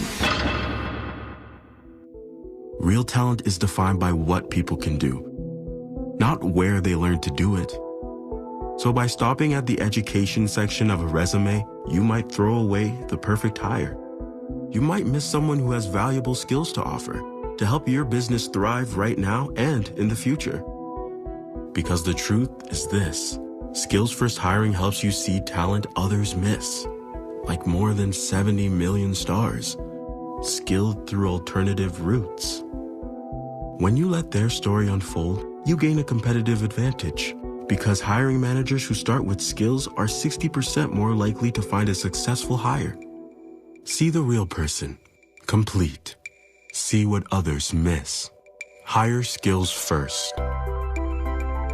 Learn why it's a competitive advantage at tearthepaperceiling.org. Brought to you by Opportunity at Work and the Ad Council. My ride smells just right, just right, just right, just right. Y'all gotta try that Febreze car. Just right, just right, just right. Yeah. La la la la la. With up to 40 days of consistency. All over Febreze car clips right on your vent. You know my car's my happy place. Keep that smile on my face. When it smells just right, just right, just right. Yeah. Breathe happy Febreze. La la la la la. He's the son of a school teacher and Navy veteran who built a company worth billions and walked away from it. Tom Steyer, pledging to give away half of everything he earned to charity and fight for Californians. So when out-of-state corporations weren't paying their fair share of taxes, Tom Steyer led the fight for Prop 39 and won, earning California billions of dollars for our schools. Tom took on big oil to stop them polluting our air and water and smash them. Tom fought for free school lunches so no child goes hungry. Tom Steyer, strong enough to take on the special interests crushing us with the cost of living. As governor, Tom will stop Wall Street from buying up middle-class homes, lower utility rates by 25%, and ban corporate PAC money from our politics. Other politicians talk. Tom Steyer gets it done. Ad paid for by Steyer for Governor 2026. Less monologue, more dialogue. Tavis Smiley continues right now. It does indeed. I've got 3 minutes left here. Just 3 minutes left with Adolph Reed Jr. His book is called The Jesse Jackson Phenomenon, The Crisis of Purpose in Afro-American Politics. Talk to me about that crisis of purpose, Adolph. Yeah, well, what it comes down to very simply is the black political class that came out of the victories of the civil rights movement had dual and sometimes competing loyalties. One to their electoral constituency of largely black people, and the other to the governing constituency of bankers, corporations, and a national and state Democratic Party apparatus.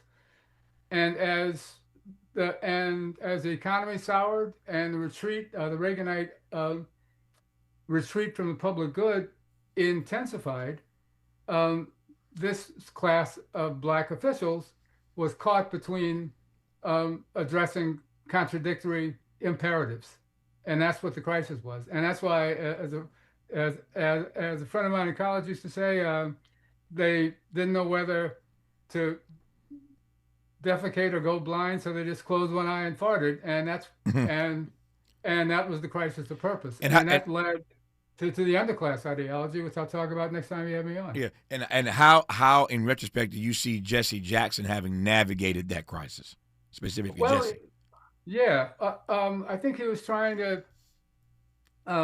provide a way out of it, or a way to transcend it, or at least thought he was, and the social forces that condensed around him, at least, wanted to try to come up with some kind of more expansive vision than was coming out of the political class. But there was also other stuff going on too. People tried to relate to Jesse's campaign opportunistically, to use their way, to come in from the margins and to replace some of the public officials when they could, with a lot of stuff. But I mean, Jackson's campaigns, at least, at a minimum, right, symbolized there was a lot of dissatisfaction and anxiety and a disaffection out there in the American electorate, and people who were ready for a more transformative and progressive way forward. Nope.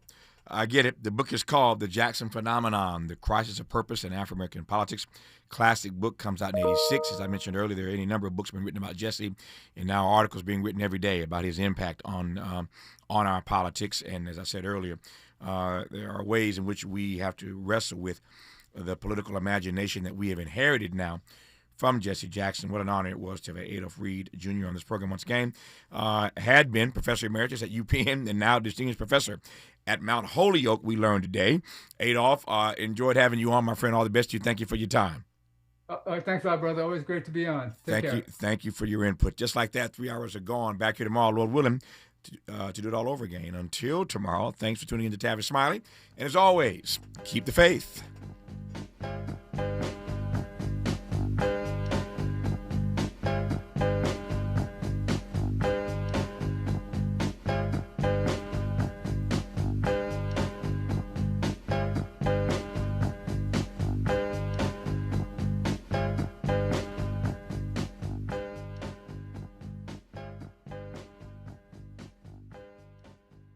KBLA 1580 Santa Monica.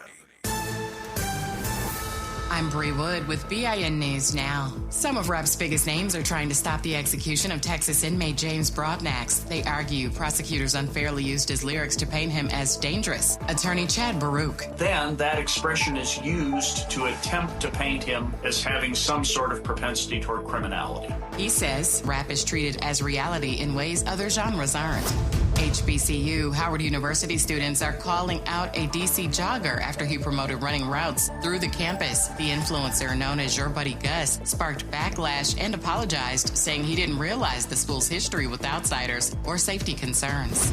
And Rodney King is finally being honored 35 years after his brutal beating by LAPD with a memorial plaque at his former Altadena home. The community groups say the tribute celebrates his legacy and impact. Get BIN News Now on demand 24/7 on the iHeartRadio app.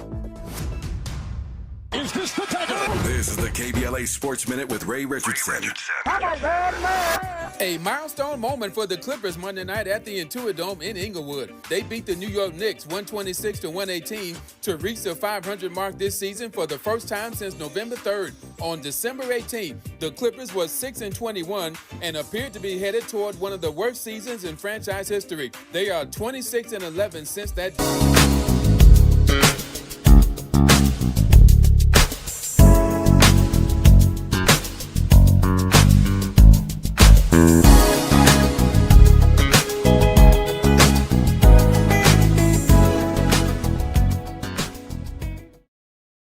Eighth spot in the Western Conference with 18 games left in the regular season. Kawhi Leonard had 29 points, 7 rebounds, and 8 assists last night.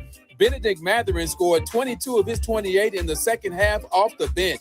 Darius Garland, making his second start at point guard, had 23 points and 7 assists. The Clippers are at home Wednesday night against Minnesota. No debates, no speculation, just the info you need. That's your KBLA Sports Minute. I'm Ray Richardson on KBLA Talk 1580. Tavis Smiley. They say time flies when you're having fun. The founding members cohort of the Art of Conversation is almost over. Hard to believe. It's been a joy sharing what I've discovered after nearly 40 years of conversations with presidents, cultural icons, and game changers in every field of human endeavor. If you missed the first cohort, the good news is that we're already planning the next one. Now, the seats will be limited, and those on our waiting list will receive exclusive early access and special discounts not available to the general public. So, if you are ready to transform the way you connect, lead, and build trust, do not hesitate. Go to TavisTalks.com and join the waiting list today. That's TavisTalks.com. The next cohort is coming. Make sure you are in the room. I'm Tavis Smiley, and I hope to see you there.